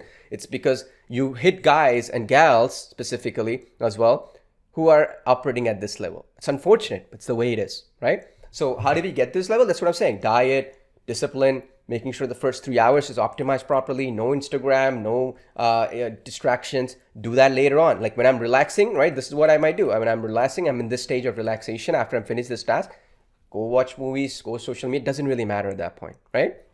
So hope that is clear. Okay, now getting back into Artistly, let's talk about this right now, because this will help you align yourself to understand things better and be able to sustain yourself. Is that clear so far? Let me know in the chat box, please. So I'll get a sip of water here and then we'll go into this step by step here. Okay, let me know in the chat box if it's making clear sense or you need any questions there, okay?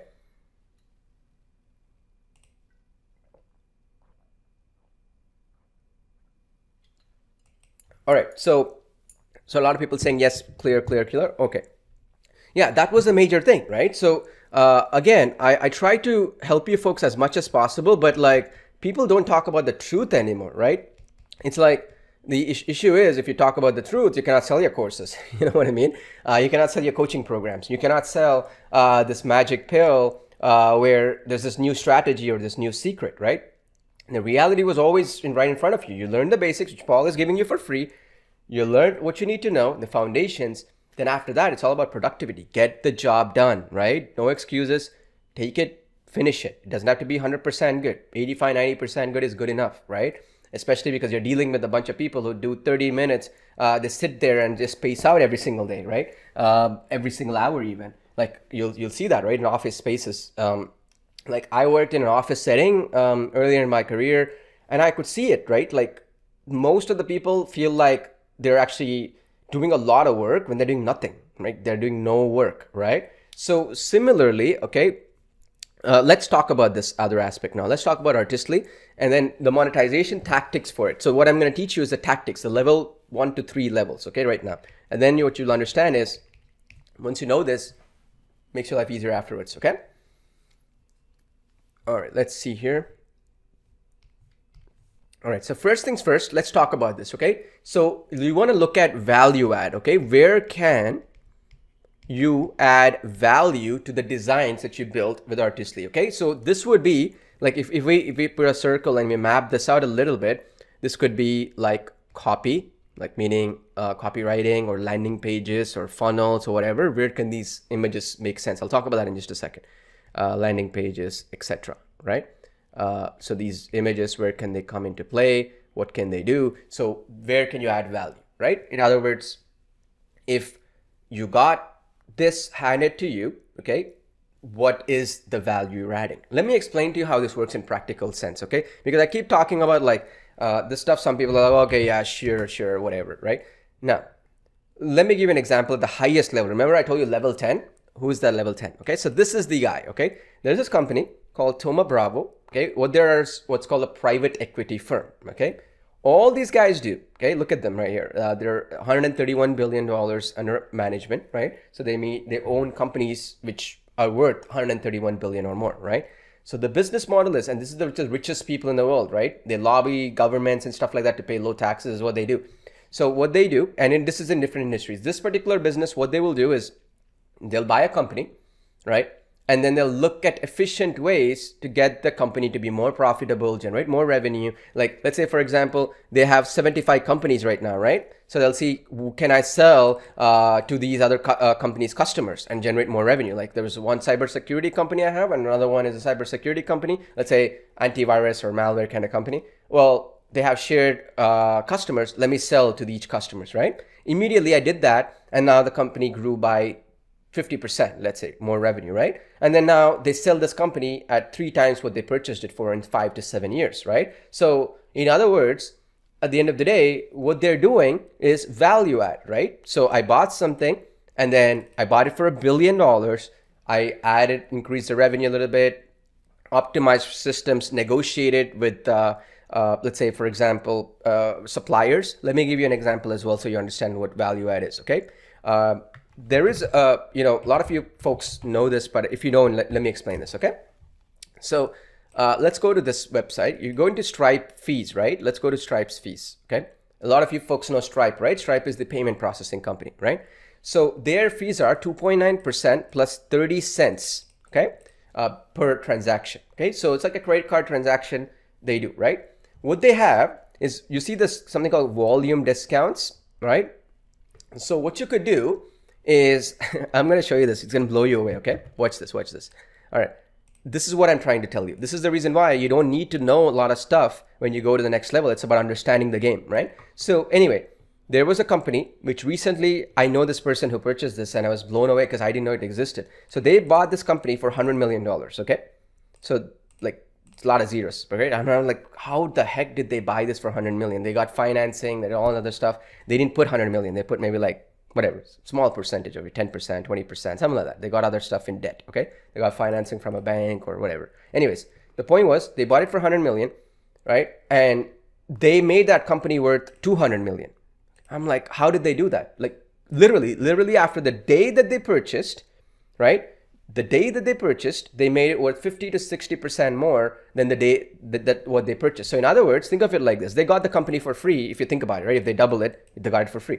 Well, how did they do that? And still keeps making you money, right? So this is what they did. They were a big company who were getting the same thing, 2.9%, right? They were paying, right? Because they had big whatever, right? Like they had a big transaction base or whatever. They were paying to Stripe 2.2%, okay, or less, something like that. That's what they said, but maybe it's even less than this. Anyway, they had 2.2% per transaction they were paying for their other company, and this company was paying 2.9%. So they acquired this company, called the representative that is in Stripe who deals with them, and said, look, this is our other company. Reduce the fees down from 2.9% to 2.2%, right? And they were doing billions in transactions, this particular company. So that 0.7, right? So 0.0, I believe it's 0.7%, okay? Which is what? Like, let's just do that. 0.7 divided by 100 is 0.007, right? When you multiply that by, let's say, I believe that company was doing like $1 billion or something per year, right? In revenue, pure revenue, not profit. So lots of zeros, right? So this is 100 million. This is $1 billion. It was doing 7 million new profit that was not there before. So what they did is 7 million divided times that by the multiple that they purchased it for. I think they purchased 20 years worth of revenue or whatever. I don't even remember right now, but maybe it was not 20. Maybe it was like 10 years worth of revenue. It's now worth 70 million more than what they purchased it for, just with that one change, right? Now, for them to understand this, they needed a person who was focused, right, in value add. You understand what I'm saying? In this value add concept, right? This is what I'm trying to tell you. You know the knowledge, you got to know where to apply it. You know Artistly is an AI image designer, where do you apply it? Does that make sense? Do you get what I'm trying to say? Let me know in the chat box so you understand what value add means. It's not about you competing in the low levels of trying to do images and selling for like $5 or whatever. It's about thinking where is the highest value you can add and get the best results. Okay? Does that make sense? Like, hope this is giving you some ideas, because that should be the first thing you should use for any tool you use, whether it's Artistly, whatever tool you have, even if not from us, right?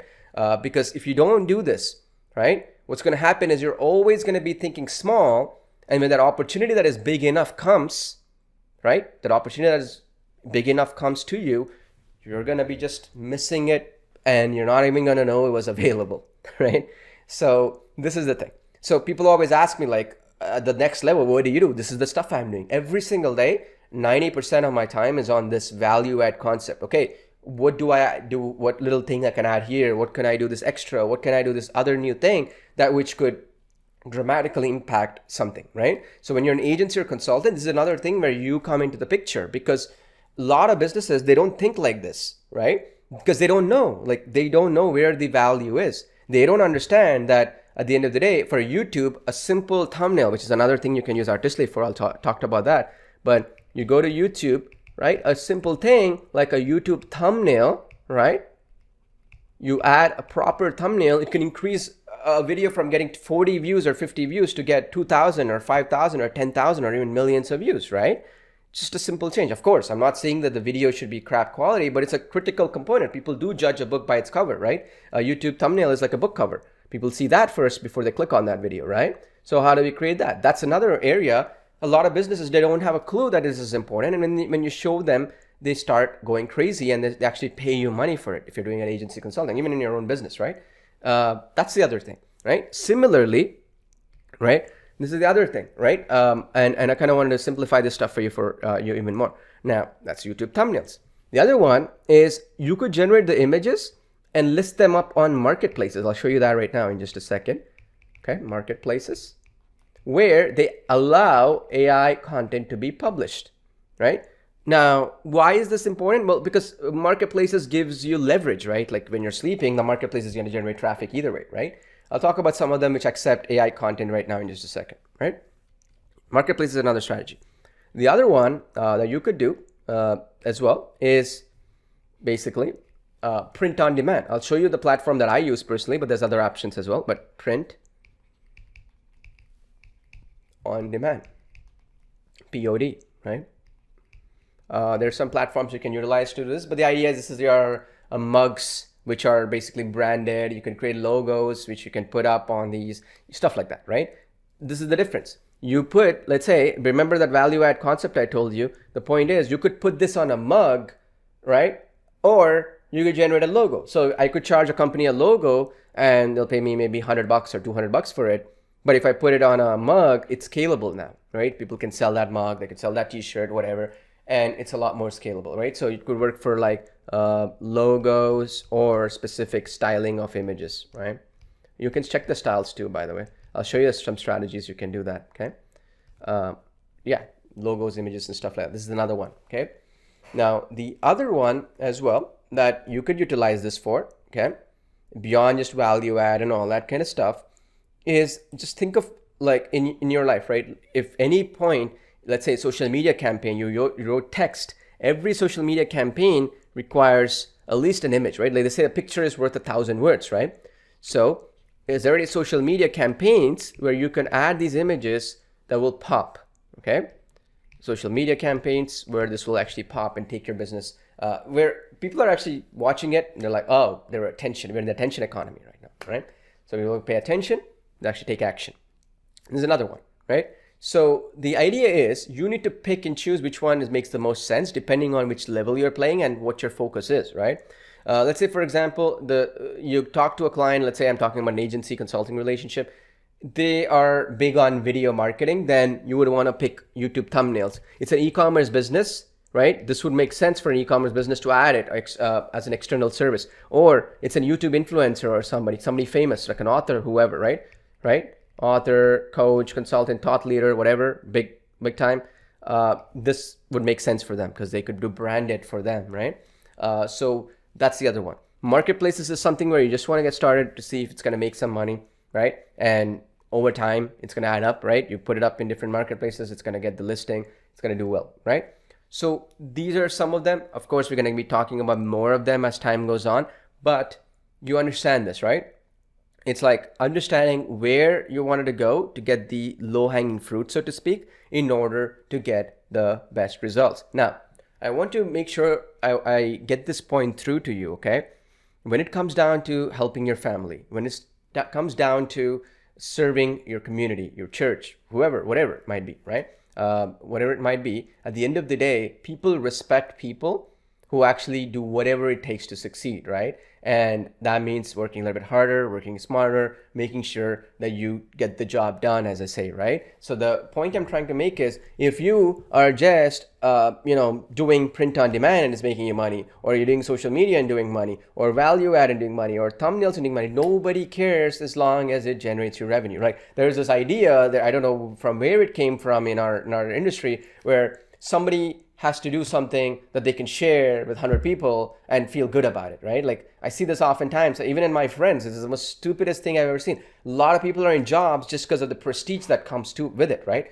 It's the most funniest thing. Oh, what are you doing? Oh, I'm in this office of this multinational company. I sit in this cubicle all day, but it's a prestigious job, right? But then in reality, at the end of the day, they spend 2 hours to go, 2 hours to come back, almost 4 hours commuting for that job.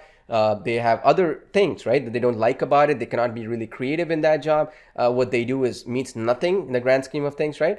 Now, what does that really mean? Do you think people care? Like tomorrow, 50 years from now, when you're no longer here, do people care? Like you were sitting and because you wanted some respect or something? No, right? So similarly, please understand, nobody cares. The society doesn't have time to worry about what you do, what you think, how you actually generate a revenue or whatever for yourself, right, and your family. So just understand that, because I oftentimes see this thing where people like, oh, I don't want to do YouTube thumbnails because it sounds like I'm a graphic designer type of a job. Does it really matter? Because YouTube thumbnail also requires copywriting, right? You need to know a little bit about what people might be interested in. It requires creative thought process. Like you could have been a movie director and made less money than somebody who's a YouTube thumbnail creator. Yeah, movie director sounds more really like awesome to talk about, but YouTube thumbnail is not. But the skill set is probably the same, You get my point. So understand these points, because otherwise if I tell you some of these things and then you're going to do it and 100 people tell you not to do it, you're going to give up, right? At the end of the day. Okay. So just keep this in mind as well. Okay. Because for me to get to where I wanted to go, I had to do what I had to do, which was take heed of the fact that I'm going on a journey that most people I have ever met or know have never gone into, right? I'm learning knowledge that nobody even bothers to learn. I'm venturing into territories where nobody has ventured, at least in my social circle, right? So if I'm going to be doing that, I have to be willing to understand that those people who are giving me advice have no clue, right? Like there's a saying, they don't know what they don't know. You see my point? Like you don't go to an elephant, right, and say, can you see that ant, right? The elephant doesn't even know an ant exists probably, right? It's because it can't even see the ant.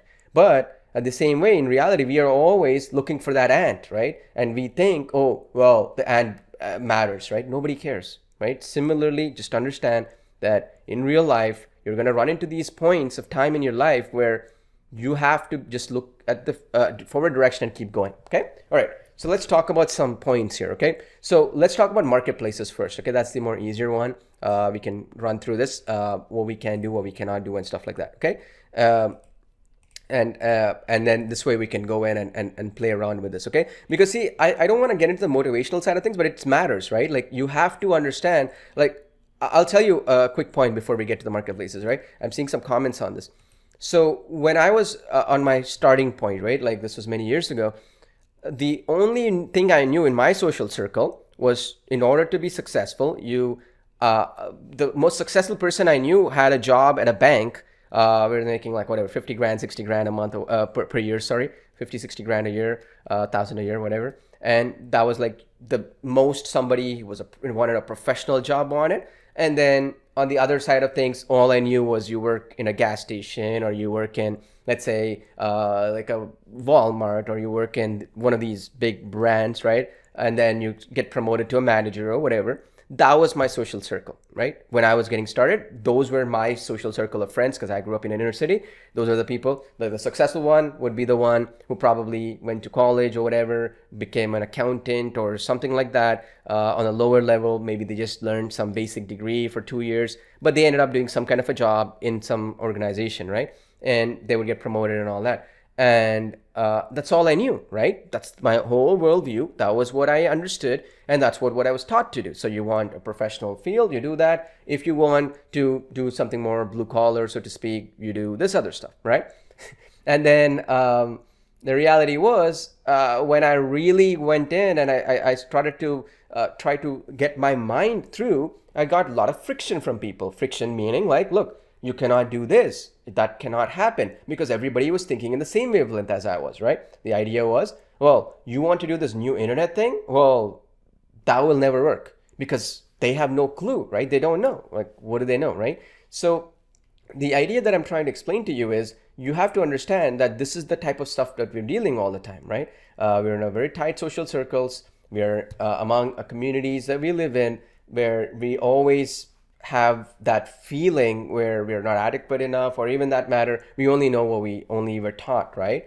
And to break that mold, right, to really shatter that wall, if you like to look at it, you have to understand that people will be in front of you. They're going to block you. They're going to say no to you. They're going to do all this other stuff, right?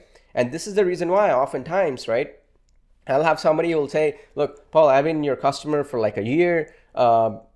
I've learned a lot, but I'm still the same as I was a year ago. Then I tell them like, did you learn this stuff? Did you implement? Well, about that, I had a cousin who told me that this stuff would not work. And I'm saying, well, okay, what does that cousin do? Well, this is what the job that they do, but they're the smartest person I know. This is the issue. You see the problem it is? You're dealing with people in level 1 when you should be getting to level 5, let's say, in that little step I told you. Like you're dealing with Mario beginners, like people who are playing the video game of Mario. People who are in the first stage will only tell you what's available in the first stage, right? Like if we go back here, let's open that up real quick again, just to address this point because it's important. Like you go in and you ask a person like, oh, like, what is it like to be in level 5? And they only know level 1, they'll tell you whatever they saw in level 1, right? And then you only have that level 1 knowledge, you go to level 5. How can you succeed? You're not going to, right? Because at the end of the day, the people have only done that much, right? So this is what I was trying to tell you. When you're trying to break that wall, you just have to understand that none of the people around you will be there to either support you. Even if they support you, they'll not be able to support you fully. And more importantly, they'll not even understand you. They'll not even get you, right? That's the mindset thing, right? Anyway, so again, coming back to Artistly, let's get to this right now. So again, if you haven't watched my copywriting course, the free one, just go there. I left the link in the chat box as well, so you folks can go. It's ponna.com/copywriting, if in case for those who are watching, for those who will watch the replay later on, okay? So it's ponna.com/copywriting, okay? Simple, not really that difficult to remember, okay? All right, so now let's jump in here real quick. All right, so again, let's talk about marketplaces here. So the easiest one, again, probably the least paid one too, in a way. You'll make good money, but not that much, right? It's basically this one right here. You can go to marketplaces like Fiverr, right? Or other platforms like that. So you can go to Fiverr and just do this one right here. Let me just show you right here. You go to Fiverr and just say AI graphic design or AI art or whatever, right? Like you can go in here. And these people, like let's say, like these are people. These are all AI art stuff. You can do that. You can even sell your image prompts, AI prompt engineering, right? Like a lot of these people say, I'll be your AI prompt engineer. So this is where you can use the prompt generation system. You see this AI prompt extender where you write something and then it'll generate that design, right?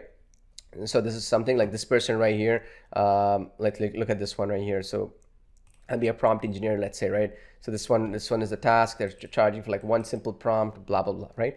You can generate that same prompt with this prompt extended, right? It'll generate that extended prompt for you. Simple task, simple thing, takes you a few seconds to do, maybe a couple of minutes, then you get paid for that job. That's the lower level in a way, because that's why it's getting paid this $20 or something per job, right? Sort of thing, right? AI prompt or AI art, you can sell that here, obviously. You see this right here. I'll create exceptional art for you. These people generating money here, right? So this is Fiverr.com. Upwork.com is another one where you can do this, by the way, where you can search for AI art and you can list them on these marketplaces. Like Fiverr is one, and another one is Upwork.com. Okay, let's do that right now. Let's go in here. So this is Upwork, and then you can go into AI Upwork. You can charge a little bit more money because people are looking for like hourly people here. Okay, so you do AI art. Look at this right here. So there's people charging money for this work. You see this right here. So that's the AI art, right? You see this right here. Not really, if you will, super awesome, but gets the job done, right? You see this right here. Some people are doing this and all that. Yeah, AI artist, AI trainer, $7,000, $30 an hour, stuff like that, right? So this is the second thing you can do. So so marketplaces meaning Upwork, Fiverr, where you're providing art for other people as an agency or as a consultant, freelancer, that kind of thing, okay? Now, the next thing is there are actual marketplaces, okay? So this is where you can list your art, okay? So in other words, like if you go back to what I was trying to tell you, this is where you kind of list your art, and then this is where you actually can get revenue from it, okay? And you can actually find a lot of them right now, like a ton of them you can do. So a lot of them also have removed the restriction that they had on AI. So one of them is Adobe Stock. So you can go to adobestock.com. So after this training is done, I'll give you a PDF on how to do this stuff. So it's easier for you folks because it might be too overwhelming. So after this, so I'll give the replay for this and also the links for where you can do. So you see right here, you would just have to label this as generative AI content, and then you can publish it into Adobe Stock website. This is like similar to like stock websites, right? So this right here, this is the exact point. You got to label them as created using generative AI tools, and people and property are fictional. You got to select these two things. So that way you can submit it to the stock platform, Adobe Stock platform, okay? So that way, you know, you're following along with what needs to be done, okay? So yeah, this has been the case with all the stock image websites now too. They're allowing AI generated art as long as you label them correctly. Okay, so this is where you can list them on these platforms like Adobe Stock website and stuff like that. You become like an author. You see this right here, and then you can list them like so. You see my point? So people will pay you money because a lot of people need images for video creation. A lot of people need images for advertising or social media and all that. So you can list your stuff here. And there's other platforms as well, but the concept is the same, right? Adobe Stock, Shutterstock, iStock, tons of them, right? you can list them there, and then people will know. They'll click on it, and then they will know. Okay, like let's say any one of these images right here. You see this by image source, that could be you effectively. Okay, and this is how you list them. And then when they buy a license, they'll do revenue share with you, right? Whatever they made, they'll do revenue share, because by default they'll put watermarking. If they buy, then you don't have to watermark. Okay, that's the marketplaces. So Adobe is one, and even Shutterstock and other ones as well also allow you to be a contributor for AI stock as well. Okay, and the thing is that the one that you have to understand is that different platforms keep changing their rules differently, because what's happening is, like, since Midjourney and stuff like that have come in, like a lot of these companies are trying to create their own and stuff like that. Okay, so this is basically the reason why you want to pay attention. That's why I'll give you the PDF. Okay, so that's the other one. Okay, and Shutterstock also did that, where basically on October 2022 they announced AI generated content capabilities after they partnered with other companies, right? And so this is where the future is headed, whether we like it or not. Okay, I'll give a PDF after this, as I said, the replay along right below it, so that you know which platforms to submit to, what's the process and stuff like that. Okay, now the next one is social media. Okay, now let's talk about a little bit about this, and then I'll get to the print on demand later. Okay, social media, if you really look at it, we added the sizing elements for that specifically. We're going to add more of them too, by the way. So when you go into Artistly and you see select options here, and you see these dimensions here, so we're going to be adding more for social media companies once we obviously test them and stuff. But anyway, the point I'm trying to make is, with social media, it's actually a bit copywriting and a bit images. You know what I mean? Like, you go into Instagram, you go into any platforms like Facebook or whatever it might be, a lot of them will have an image, but also some text to them. Okay, so like even ads and all that other stuff as well. Yeah, video to an extent, but mostly it's actually going to be images, right? So with a bunch of text and stuff. Here's an example of what I'm talking about. This is an image and this is text, right? This is an ad, image, text. Right? This is very common on Facebook. You'll see it on Instagram and all this other stuff, right? Very, very common, very, very normal thing to happen, right? This is another one. You check this one out, image, and then once Artistly allows you to do text, you can recreate similar images anyways, right? But the point is, you see this, right? Image and then text. You see, that's the reason why you wanted to use social media specifically, where if I simplify this for you, you can do image and then the text elements. And the text, you need copywriting. That's why I'm giving you the copywriting course for free, so you know what text to write, obviously, right? And you can even use AI to generate this text. That's the whole reason why I have that AI copywriting course, how you can have AI write the text. You don't have to sit and write it, right?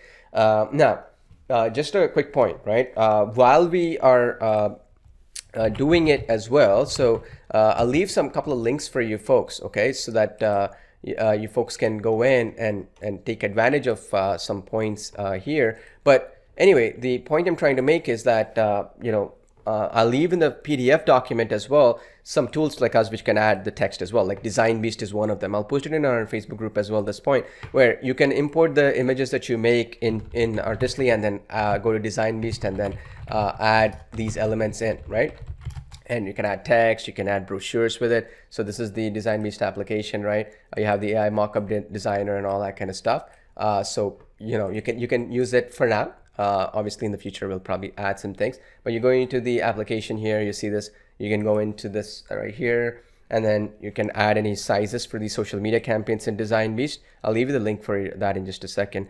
You can get it there, but anyway, so you see this right here. You can put like one of these mockups or whatever, and then import the images generated in Artistly in these mockup sections. You see these sections, and you can obviously resize these elements. You can move things around and all that kind of stuff. And it has all the other templates and stuff built in for this one too, like stuff like this, right? So you can use it for ads and other stuff like that. So this will allow you to add text. It'll allow you to do all these other things. But the point is, this is our application, so you could add these points and you can add cool things to this. Obviously, the cool thing with Design Beast is it also allows you to do some photo animation stuff as well. So we had some people in our team, right? In our Facebook group, do that where they did animation. So that's where basically within Design Beast application, you'll see that. So if you go into designbeast.io, I'll just post a link for you folks. You don't have to buy it right now. I mean, you don't have to. It doesn't really matter to me. The point is, like, you go in, right? You go to the main homepage, right? Like, I'll post a link here for you. But anyway, so you'll see the photo animation part where it will actually add some fire around it and stuff like that. You see this right here, right? Where you can add these elements here like so around the object. Basically, that's like you just click on this, right? Like so, you see this right here. Where you have this 3D motion animation, so you can just highlight this and you can do stuff like that. This is good for social media purposes. It grabs attention and stuff like that, and pretty powerful. You see this right here? Pretty powerful, right? So that's the one. Now, the other thing you can also do for social media, I told you, right? The Sketch Genius one, I'll give you the link. I mean, most of you already have it. You guys are all, loyal customers of ours, which I appreciate, by the way. But anyway, I'll leave the link for that one. But yeah, with Sketch Genius, for example, what it does is you can upload any image and then you can basically get that image to be generated into a video, right? So you can now basically convert this into a video, a sketch animated video, right? Like a whiteboard, doodle, whatever video, and you can do pretty well doing it as well. So like you go into the Sketch Genius application, you click create video, you like anything like crayon style, pencil drawing style, or animated sketchbook style or whatever. Like let's say you like the animated sketchbook style, right? Click on next. And then you choose any one of these templates right here. You like whatever, doesn't matter, right? Oops. Like, let's see here, right? So it doesn't really matter. Any one of these, you can go in and use them, or you can use any one of these. Doesn't really matter. I mean, ultimately, crayon sketch doesn't matter. But anyway, you like this one right here, you click on this, and then you give it some text, whatever script you have, right? Doesn't matter, again. And then you upload the images that you generated artistically, and then you create a video. So this is what I was trying to tell, different use cases for different purposes, right? So like you created this, and then you go in here, whatever, it doesn't matter. You can add watermark and all that. You go into this step, and then here you can upload the images made with Artistly. You see this right here? You see custom background sketch. You see the sketch part? You click on this upload button here, and then you can upload from your computer and all that kind of stuff, and then you can upload your Artistly design, so it'll actually sketch that Artistly design. So it'll basically whatever design. Before we were using these stock image websites, the problem with stock image websites is it will not give you the exact style, right? Like let's say, for example, if I say time machine car, I mean, I'm not going to get that result, right? It's not easy to find that kind of results. You see this? It's just not perfect, right? You see my point? Not how you want it. So that's why you cannot do the video like that you want. So Artistly Images will help with this. So you can go and create these videos and make a really, really good job doing that too, by the way, right? It looks beautiful, okay? So that's the basic idea. So with Sketch Genius, you can convert it into video as well. So that's why I was trying to say, use your creativity here. You don't have to stick to images only. Convert that image into a video. Add that into an image plus add text to this. You get my point, right? Create a brochure out of it. Create a thumbnail out. You can do all these other cool things with it, right? So that's the basic idea. It'll give you some cool ways to succeed with it, okay? And again, the other point as well that I always say, understand, right? So if you haven't already, understand that at the end of the day, nobody is gonna say one way is right or one way is wrong, right? So just understand that, like one way is right, one way is wrong. Nobody will say that at the end of the day. It's up to you to go with what makes the most sense, okay? Does that make sense? And just understand that whatever makes the most sense for you, apply that particular thing into your business, for you to grow, for you to succeed, for you to actually take your business to the next level and stuff like that, okay? So when it comes to applications, use it this way, right? It's about understanding, it's about basically implementing, and it's about basically applying it the right way for you, your brand, your business, and that sort of thing, okay? Cool? All right. So now let's go into the next one, which is the print on demand. I have some other strategies. I'll tell them that next training session because we covered a lot today. I don't want to overwhelm you. Print on demand. So there's two platforms we use. Again, in the PDF, I'm going to put that in for you folks and also give you these slides as well. I mean, these drawings for you folks to kind of learn as well, afterwards in PDF format so you can walk through it. But anyway, there's two platforms we use. One is this platform called printful.com. Okay.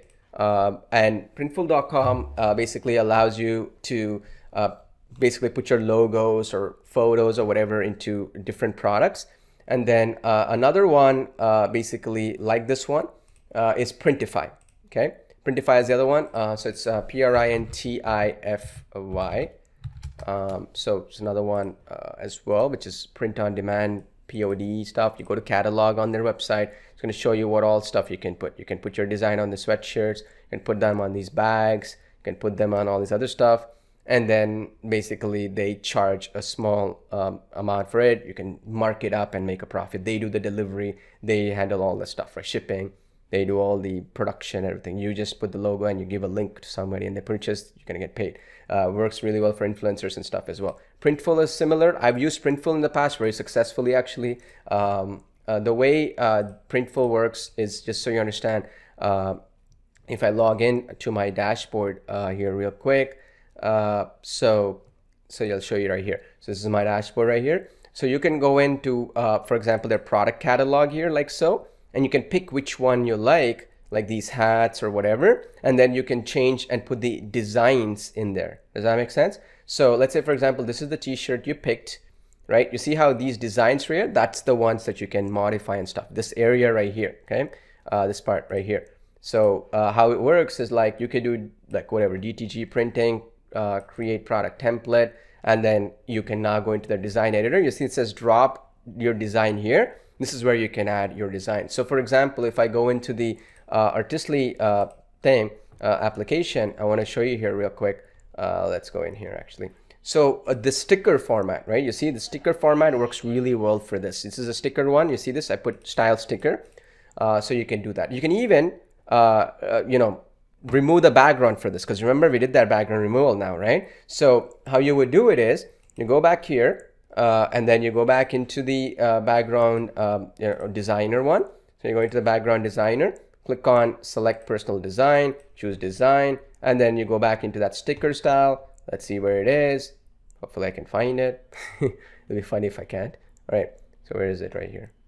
All right. Okay, I can't find it for some reason, because in live webinars this always happens to me. Let's see. All right, so I'll just download it from my computer, by the way. So I go to personal designs. Okay, let's go download it if I can't find it for some reason. Maybe I rushed it too much. But anyway, you click on this, you download this, right click save as, or you can just put open new tab or whatever. You can click save image, right?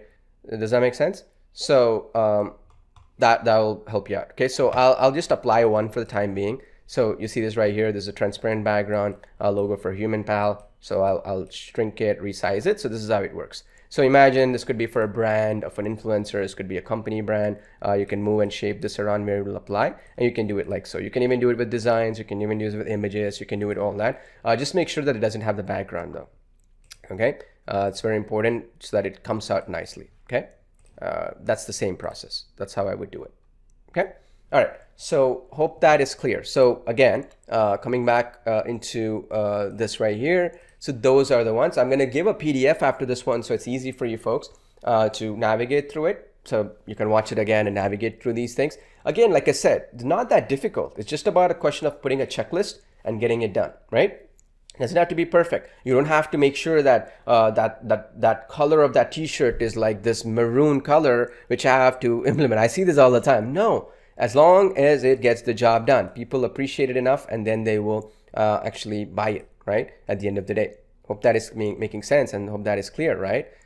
People will do that all the time if they get value, right? So anyway, so this could be applied again with Printify as well, with bags like this. It's going to be with like all this other stuff. That's also another opportunity for you to do. The only thing though with this one is you need traffic to generate. And now if you're trying to generate traffic for these, you need to have an audience and all that. So the easier way to get results is just go for another person who already has a following, maybe even a little bit of social media following and stuff like that. And then you could approach them saying, look, I will create like your t-shirts and stuff like that with specific designs. Or you can go into Facebook marketplaces, or you can go into specific communities of people. Like say, for example, if you actually go into like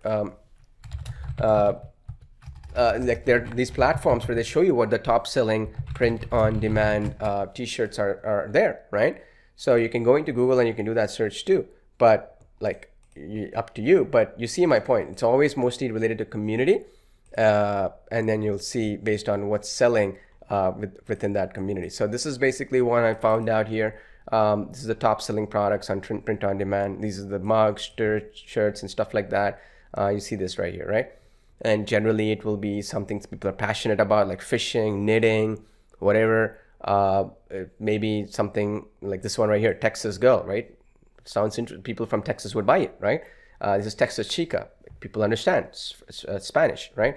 So that's the idea, right? You get my point. This is Cat Mom. Cat lovers will like it. So you find the communities. You find cat lovers Facebook group, or you find people who have a pet like a golden retriever. You go into niches like that and you find them, then they'll buy it. It's just as simple as that, right? That's how I look at it. Like, you have to look at the traffic problem before you even create the designs and all this other stuff, right? Otherwise, you're going to keep running around, and the traffic problem is solved by going to the communities of that interest groups, right? So if you see this example here, like, look at this one. This is people all over print. This one, this is basically like yoga pants, right? A lot of big brands do this. Engraved jewelry is one.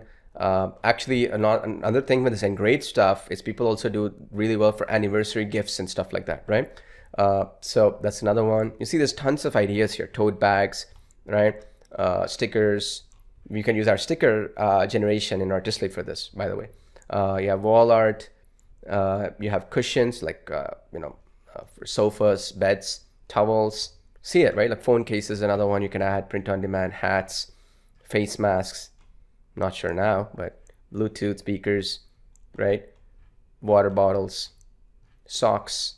See my point, right? So the idea is that there's the market for it. You just have to make sure that, at the end of the day, there's a market for us. There's like, where is that community? Where is that community of people who are excited about this topic to buy this shirt, spend some money, or this mug, or this bag, or whatever, right?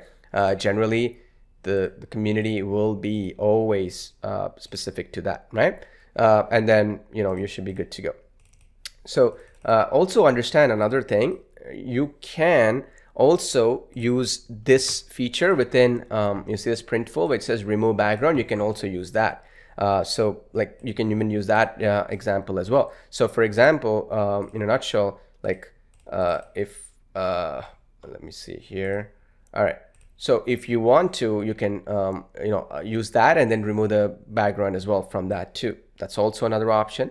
You're welcome to do that too. So that will also remove the background. Okay, you click on this and remove background, it'll also do that. You don't have to use Artistly for that, but up to you. I mean, it doesn't really matter. You get my point. These platforms will give you the option to remove it, to resize it and stuff. And also, by the way, one important thing is when you make an order with these, just understand, I've done this many times. So they will basically email you saying, look, can we resize this slightly like this? Is that okay? And you have to accept it before they ship it out to your end customers. Okay, just keep that in mind, right? Just a real quick point, right? So that's basically the other point. So when they'll say like, okay, can I resize it a little bit? It won't fit in this section, then that will work just fine. Okay.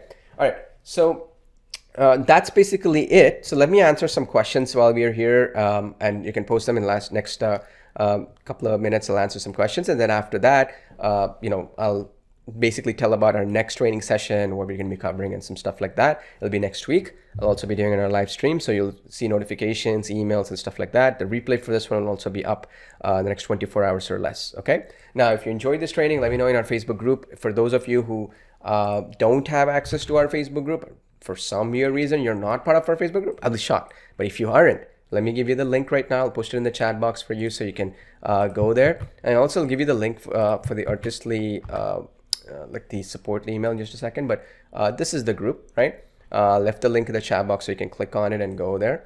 But anyway, in the Facebook group, I am announcing almost every day new winners just for posting their Artistly projects or whatever into the group here as well. And I'm also going to be posting the replay for this one here, as well as in a tutorials page, as well as emailing you the replay. Okay, don't worry. You have different avenues to see this group. Okay. Now, the other one that I wanted to kind of explain here real quick as well, and I'm seeing some questions here as well, is our support email. So let me actually show you that one as well. So you'll see this here. I'll put that link here. If you haven't already, you can go and email us there. I know sometimes like you're like, oh, I want to email the support team. It's too daunting. we have that support email, because sometimes we want to have some back and forth details from you. We might not need to have some other extra information from you. So that's why we have that support email. So definitely let us know if you have any specific technical stuff that we might do, because I may not be able to answer them in the webinar scenario because I have to probably have my team check the project and all this other stuff, right? Now, so the next training session is going to be next week. I'm aligning for next Thursday. But if I change this, you're going to get the reminders and all that. You'll be registered for that automatically. You don't have to do anything. It's going to be a similar time as today. So don't worry about that. In that one, I'm going to go more in depth on monetization, but also on the prompt side of things. Okay. And also by then we'll have the other features also ready. So then I'll also be talking about like how to utilize the consistent character even more, uploading your own photo, stuff like that in more detail, how that will be usable for YouTube thumbnails and some stuff like that for sure. Now, the other thing that I wanted to also talk to you about today at the final point is you're going to have the replay and everything, and I'll answer some questions here. But let me answer the questions. I'll talk about that, and we'll be after when we can end the webinar, right? Will the PDF be available in the Facebook group for this one? So the way I'm going to put it is the PDF, I'm going to put it in the first comment. Unfortunately, Facebook doesn't allow us to put links. If you put it, it doesn't. You're not going to be able to see that, right? So the way we're going to put it is we're going to put it on a page. On that page, you're going to see the PDF as well, but I'm also going to put it in the first comment, okay? So you're going to see that in the first comment as well, okay? But either way, you're going to see that in the email that I'm going to be sending you with a replay. I'm going to say replays here in this replay page, right below the video. You're going to have that PDF with all the details about, first of all, the drawing, like whatever I did in the whiteboard. And then the second thing is like the URLs for these platforms. So you can click on it and go there and stuff like that, okay? Now, the other one that I wanted to also mention here real quick is next week, I also have some really cool things. Like we're going to be unveiling our affiliate program for you folks. If you want to promote or just as an affiliate and generate some revenue streams, that's also something we are doing only for our customers. So that way you have some edge over your competition. The other thing as well that is coming up very soon is I wanted to tell you that. I'll tell you this as well. So remember that I told you about that secret feature, okay?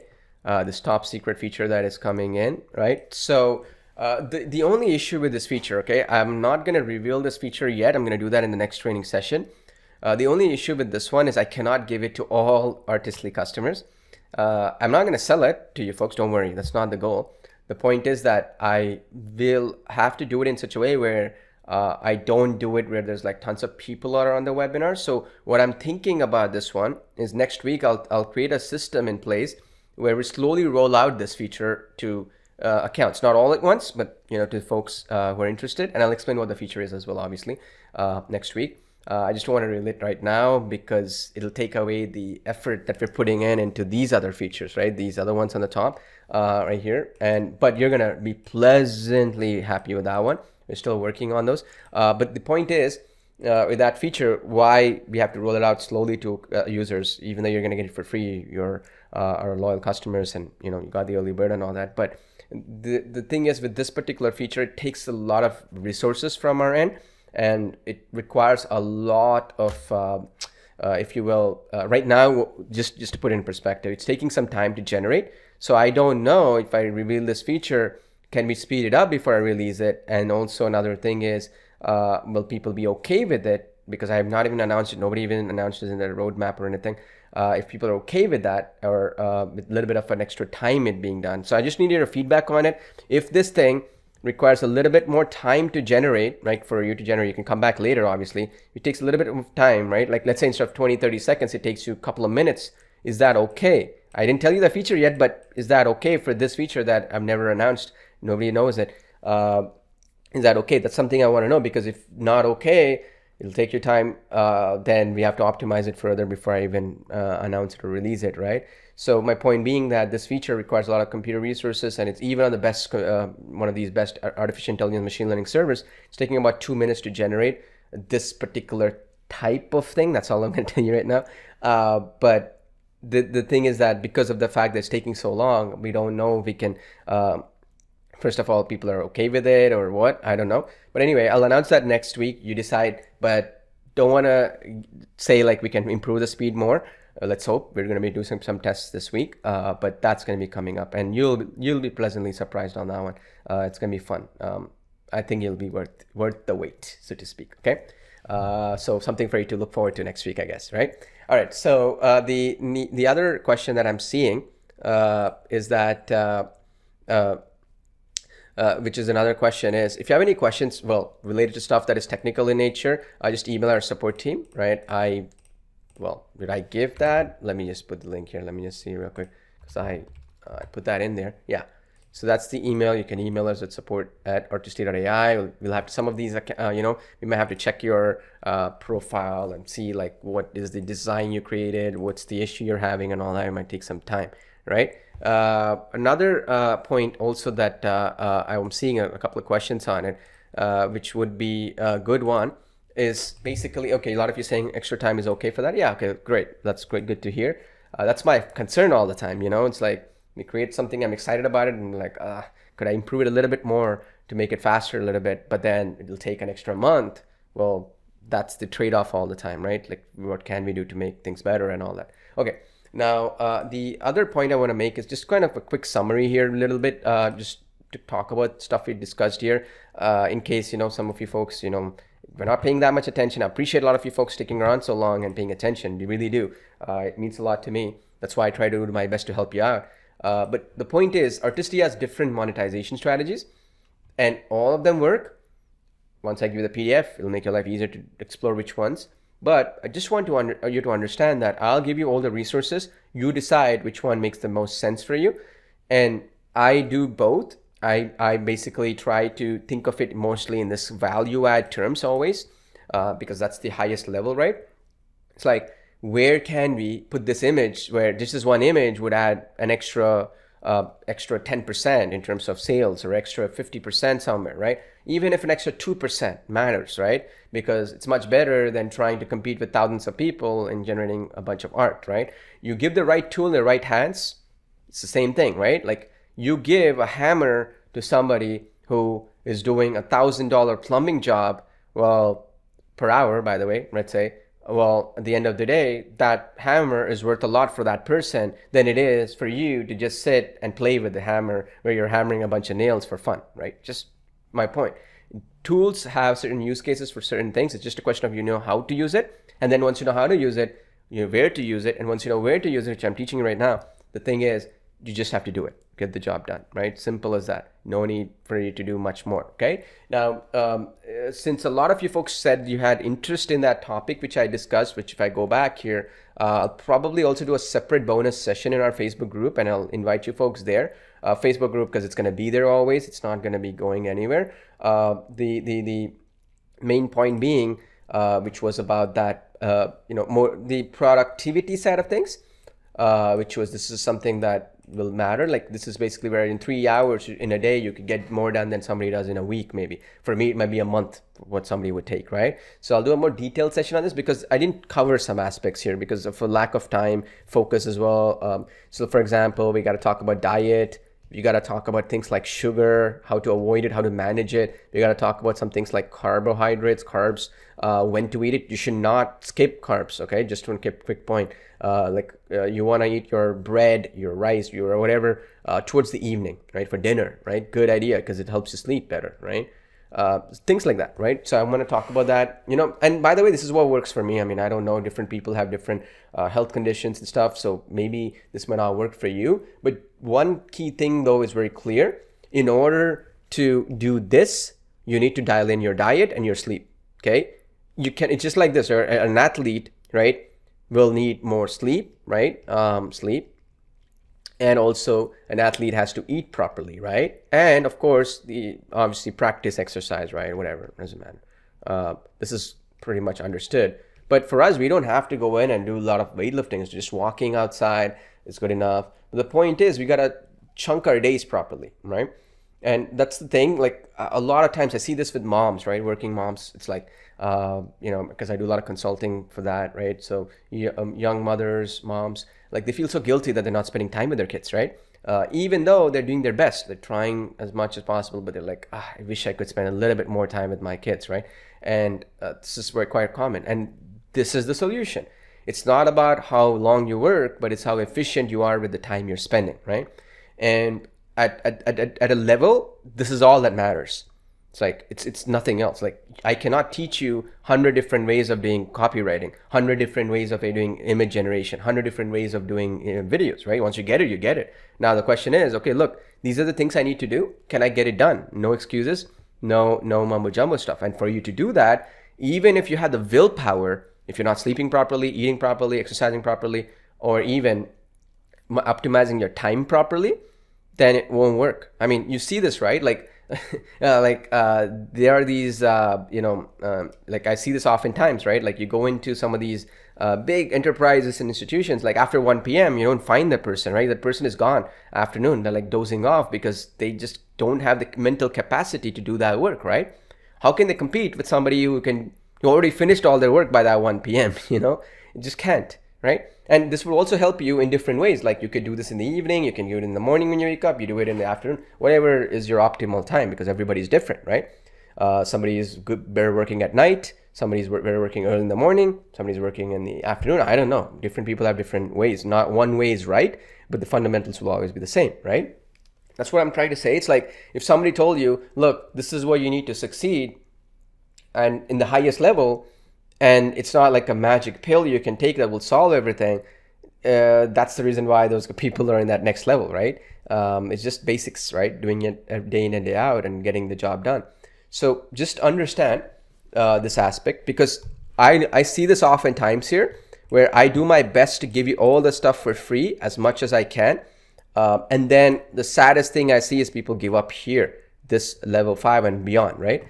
And the reason why they get overwhelmed, they feel like the other worst part is like a lot of people, they know internally, they know they're here or even here, but then they keep on going back to here buying courses, thinking they need to know that new thing, the new strategy or whatever, right? And then they start off here when they should just be doing what is already available here and optimizing their time, right? Like as simple as there. Like, and there's a saying, right? If you give me the incentives, I'll give you the outcome. Like if there's an incentive there big enough, you'll figure it out, or you'll create it as an urgency and you figure it out. Similarly, in real life, incentives are not always clear for us, right? Nobody's dangling like $1 million or like 100 grand or whatever for you to do something. It's almost a question of like you knowing what needs to be done and, finishing that as much as possible, right? Now, one little homework for you, if you will, right? Not a big one, just a little bit of a homework, so to speak, is one thing I wanted you folks to do after today's webinar is just go in and, in the notebook somewhere or wherever you write it in computer, notes, whatever you do, just basically write down the tasks that you've been waiting to finish, let's say for the last month, last week, whatever it is, let's say this is the top 10 things or 20 things or 30 things or whatever, and rank them based on what you believe will get you the most amount of money, okay, for that work. And then just try that, where basically just for one day, quit eating sugar, right, as much as possible for the first 3 hours or whatever when you're trying to work. Try to drink water. Obviously you need to drink a lot of water, but just basically you're focused, right? And you're not worried about the outcome. You're not worried about it being 100%, and just get that task done and then put it out there, right? And see for yourself how good that makes you feel, right? Anxiety, right? Like a lot of us have anxiety. Anxiety comes from two reasons. Anxiety comes from uncertainty, right? Meaning you're not sure what's happening, things keep changing. And then the second reason anxiety comes is things keep piling up, and what you feel like you're getting overwhelmed, right? Because you're not able to keep up with stuff. So the only way you can get rid of it, I mean, you could be taking a bunch of pills that they give you, all this other crap, but at the end of the day, you gotta get certainty. And then you have to also basically get the stuff done, right? So that's the thing. And I just want you to look at the history of all the successful people out there. You'll see that little bit of thing, right? Like somebody tells, right? Like Elon Musk's time is worth, let's say, $1 million an hour, say, right? Is it because of the fact that he has more than 24 hours in a day? No. Yeah, he has 24 hours, you have 24 hours. Like you go into Sarah Blakely, right? She's the first self-made billionaire from the Spanx line, right? What was different with her, right? The difference was she also had 24 hours, you also had 24 hours. What was different is that optimization, right? Okay, this is what I needed to do, I'll get it done, right? And at the end of the day, that's all it really comes down to once you know the basics. And if you don't know, like I talked about traffic generation, lead generation, copywriting, conversions, right? You're not sure, then brush up this stuff, right? That should be your homework. Can I get to the basics? What does it take? Like, think of it like in a real life scenario, right? Like tomorrow, if I tell you, look, I'm going to give you this free practice, like this dental practice that you have all these dentists working in it. You just have to make it successful. Well, you're going to be talking about how do I get more appointments? How do I get people to show up, right? Where do I find customers, right? Same thing for the restaurant, or same thing with like your local, let's say bar, or like a local, let's say for example, hotel or whatever it might be, right? The fundamentals are the same. You need to get people in, like a movie theater business, get butts in seats, so to speak, right? Get people to show up, sell the tickets. So the point I'm trying to make is, in the end of the day, that's all it really is, right? Like, how do we do that online? Where do we find those people? Where do we find the results, right? Because of that. If you're not sure about that, watch my copywriting training, because I give you that for free. Definitely follow through, because AI copywriting. So what was taking me a week to do, I can now do it much faster. That also comes down to this, right? Because my brain has mental clarity for 3 hours. I don't have to sit and write something on a piece of paper. I can do AI to generate me images, AI to generate me the text, all this stuff, and I can just go and proofread it, make it better, right? So simple points, sounds easy, but this is the reason you're getting stopped here, because nobody you know in your social circle, I'm telling you that right now, has that optimization done, right? Everybody feels busy. Everybody's running around, right? With like headless chickens. Everybody's like not sure like when they can ever get a clean slate, right? To do. But the point is, if you can think about it in the sense that, of course, we cannot do everything we can, but if we can do what we are trying to do as quickly as possible, right? It's good enough. And to be able to do that is not easy. That's the tough part, right? It's like telling somebody, okay, you can lose 40 pounds of weight if you go to the gym, exercise, have a great diet, have great sleep. Well, easier said than done, right? Much easier to say, look, this is a diet pill, take it, it's done, right? Similarly here too. Like if I say, oh, put bunch of caffeine and take all this other stuff, right? And then you're going to be focused. Well, that only lasts for a day. What about the other days, right? So just understand, right? Like just understand that it's something we want to do consistently for long periods of time, not something we do for a day and then you crash afterwards. Okay. All right. So again, watch out for the next training. It's going to be coming up next week. I'll send you some details there. And again, I just want you to understand that this is the stuff that I've learned from a lot of trial and error. I know for some of you, it might be like, oh, okay, yeah, I've heard this before. But just understand that it's easier said than done. Right? Like if somebody told me this 3 years ago, right? And I'm like, oh yeah, sure. Like I already exercise a bit, which I was not. I already eat well, which I was not really doing well. I already, I'm productive, which I wasn't really, but we don't want to accept, right? And then I was not ready. And then no matter what, it made sense, but I never did it, right? But now it seems a lot more important as time has gone on. Recently, I got a chance to speak to a really big athlete, right? And this person actually is in their late 30s. I think, yeah, something like that. Very big name, anyways, at least in Canada. But anyways, so what he said, and it was interesting. I was asking him, look, what do you do? Like, do you practice these new moves? Do you do this other stuff? Like, what do you do? What do you do? What do you do? He's like, look, at the age I'm in, I just focus on sleep and I just focus on showing up, right? If I can show up, like meaning 5 a.m. in the morning, if there's a training session, I show up. If 5 p.m. in the evening, if there is like a game, 8 o'clock, I need to be in the stadium by 5 p.m. when the game is at 8 p.m. starting time, and I'm not dilly-dallying or coming late or tired or whatever, I get that done, I'm good. Because I know what I need to do. I know what my skill is. I know what sport I'm playing. I know what game I'm playing. I know what the rules are. I know what I need to do, right? It's the question is, am I sleeping well? Am I eating well? And am I showing up? Because you see this often. Somebody says, oh, Mondays are so hard. Why is Monday so hard? It's because people want to go party on the weekends and then come back Monday very groggy, right? With not ready to get started. Why are Fridays? Fridays are people just want to go have a drink or go to TGI Fridays, right? Like, you know what I'm saying? So like go out, eat junk food, like whatever, right? The point is, these 2 days are gone in a week. That means only 3 days are left. How much can a person do in 3 days, which when they're losing the other 4 days in the week, right? So this is the thing, right? So it sounds simple, but understand even the highest level people want to get the basics done. Am I sleeping well? Am I eating well? Just my mentally, am I good? Like I see this oftentimes where like even when you look at it where I'm going in and I'm trying to mentor students just like yourself, and I train them everything. I give them everything they need to know to learn, and then I ask them a week later, what happened? Like, did you do stuff? Like, something came in. I was very busy with this personal stuff, and I'm like, it. You should be able to do it in 5 hours, even if so. Oh well, it was not that easy. I had to do other stuff. There's something else came up. Other thing came up, right? And after that 1 week, that motivation goes away. They feel it's too hard because what they're thinking, this is our human psychology, right? What are we thinking? We're like, 1 week happened, I didn't do that task, so if I have to do this task, another a week will be gone. So meaning for this task, it'll take me a week to do. It's just too much. It's not worth my time, right? Instead, if they looked at it from the perspective like, oh, it took me an hour or 2 hours to do, oh, good, then I can replicate this again and again, right?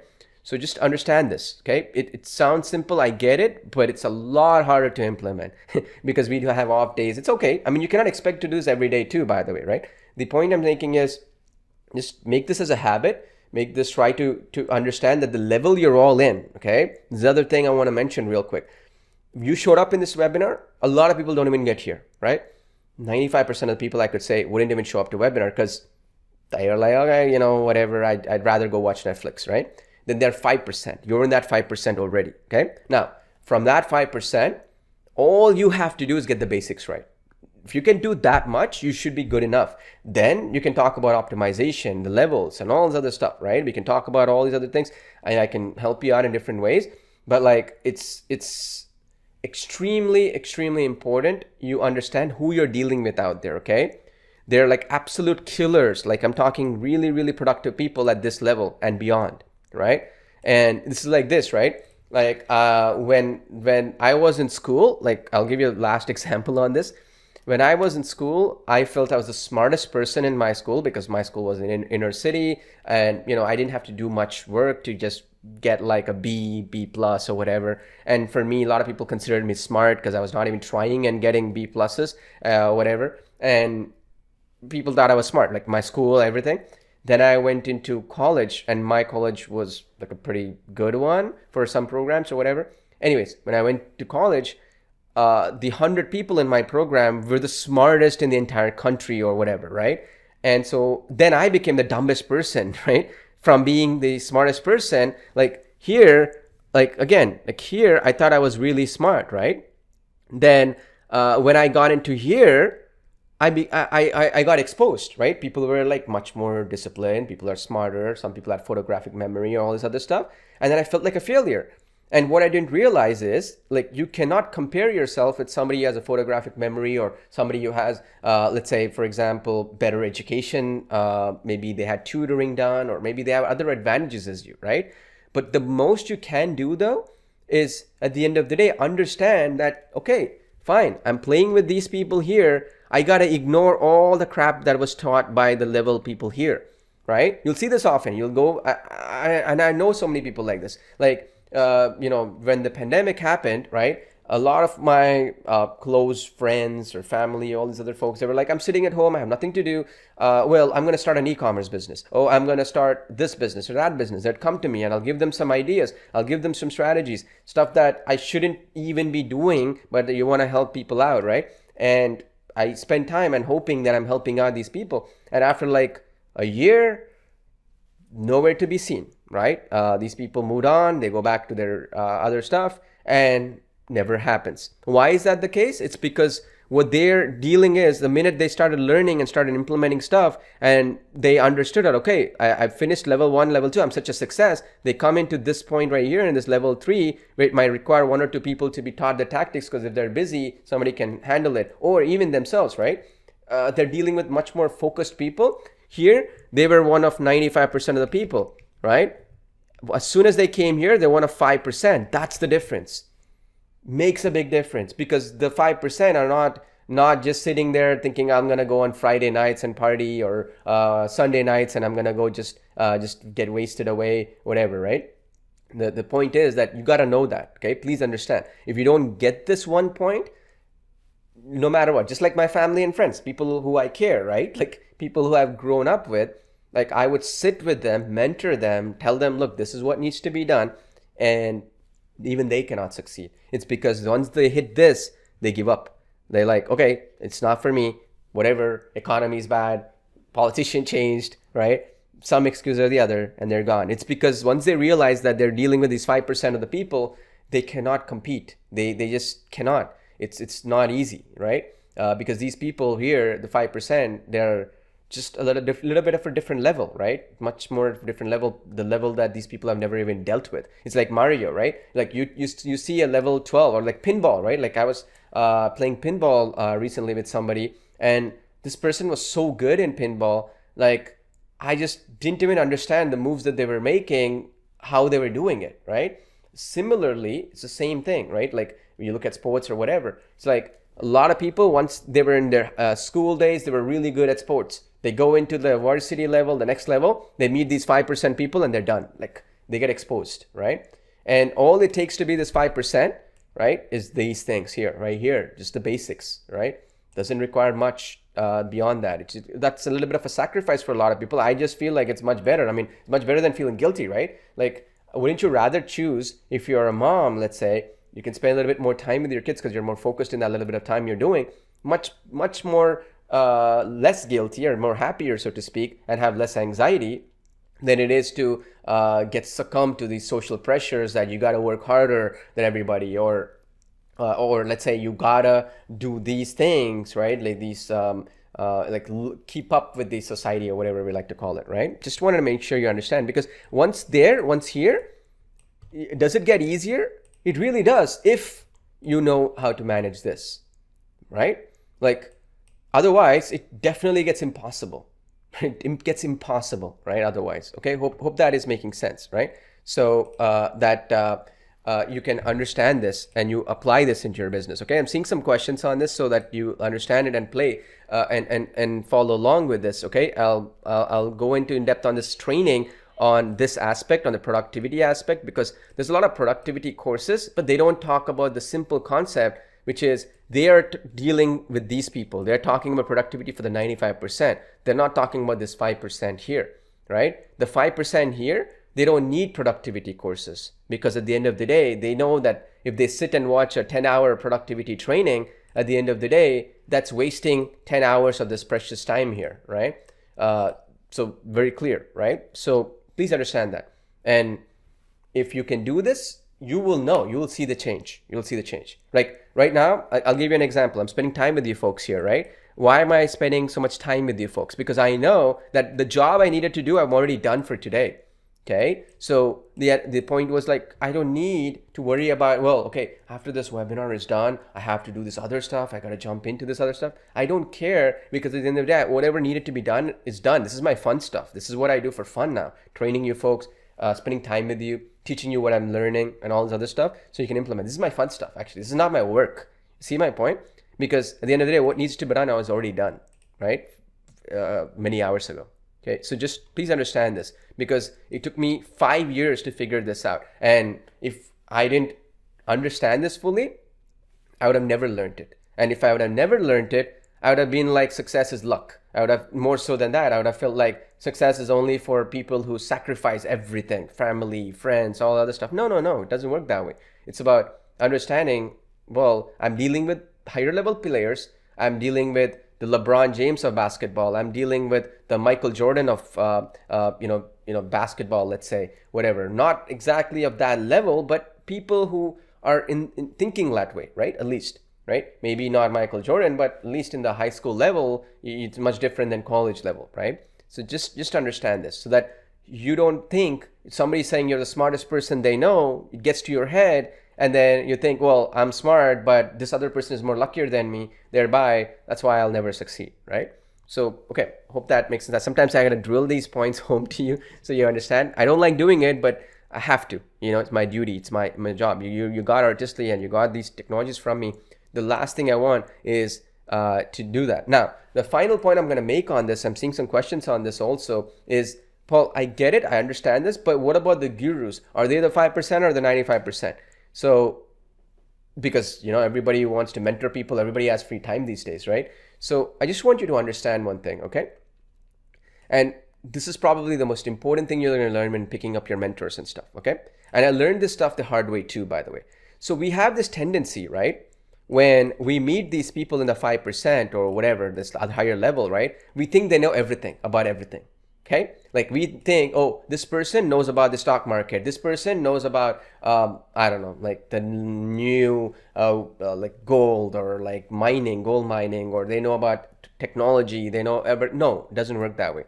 Generally speaking, these people right here are focused, right? They're focused on the task at hand. They're good at a few things, not everything, right? So I'll give you an example. Recently, I met the number one best salesperson, right, in the real estate space in Canada, right? These people do billions of dollars in sales. And I asked him a question like, okay, you do sales of these things. Like I think that they sell homes and, the apartment units and, condos and stuff like that. I asked him like, what's happening in the industrial space? He's like, I have no clue. Right? I'm like, you're in the real estate space. What is happening? I don't know. Or what's happening in land? Like what's happening? Is land going up? I have no clue. I'm like, how can you be the best and making that many amount of sales? Well, because I am specific in my industry, in my niche. I don't care what's out there, because this is what happens. If they go and they try to figure out industrial and all this stuff, they have to go back here to, again, level 1, because they got to go into learning mode, not the earning mode, right? So they know the foundation stuff and then they move on. And they're playing at the higher level. It's like telling LeBron James, basketball players or whatever, to say, oh, I don't want you to be point, I want you to be better defense, not offense. Or going to a basketball player and say, go play baseball because you're an athlete. Athlete is an athlete, right? It's the same concept. So what I'm trying to tell you is, these gurus, this is the problem with society, is 1 minute they're cryptocurrency experts, 1 minute they're blockchain experts, 1 minute after like a year, they're experts in like, oh, I'm an expert in e-commerce. Oh, I'm an expert in print on demand. Oh, I'm an expert in blah, blah, blah, right? Whatever, Kindle publishing, whatever it might be. And the problem is they are too making the same mistake where they're always going back, right, to that level 1, because they're not going to be able to master that one thing. So that's the reason why, even if you see me, right, I focused on AI projects for the last 10 years. I focused on software alone. I could have done courses. I could have made so much more money selling courses and that courses side of things. I never did that because I would have never been able to really hone in on my skill set, right? That which will be very valuable, right? So that's the other thing. And you don't have to basically be stuck with one thing too. You can learn other things as well, but it takes time, right, to get there. And I'll do that in my relaxation time, right? In my relaxation time, I'm listening to audiobooks, or I'm listening to, say, courses that I'm interested in, or YouTube interviews. Like at the level I'm in right now, I know most of the stuff, so I won't probably buy courses from some so-called guru who last year was a blockchain expert and this year is a real estate expert all of a sudden or something. But you get my point. I'll probably learn some of these things from some of the experts from interviews or podcasts, whatever. But the simple point I'm making is, this is under my relaxation time, right? Like it's a bonus, basically. It doesn't really mean anything. So just understand this, okay? Because I don't want you to be in a scenario where you have all the tools. Every single one of you, you know what you need to do, right? You know what needs to be done. You know the basics. You're just getting stuck because you're trying to level up from what you've been taught all this time to this. And you don't have anybody in your social circle. That's why we have our Facebook group community as well. You don't have anybody in your friend circle who've basically gone from this to this, right? And even in some family member who is basically successful, generally they keep to themselves because of this exact reason. Because even if they take 100 different things to this person right here, it wouldn't get them results, right? Because the first sign of struggle that they're going to face at this level or whatever, they're going to give up. Simple, right?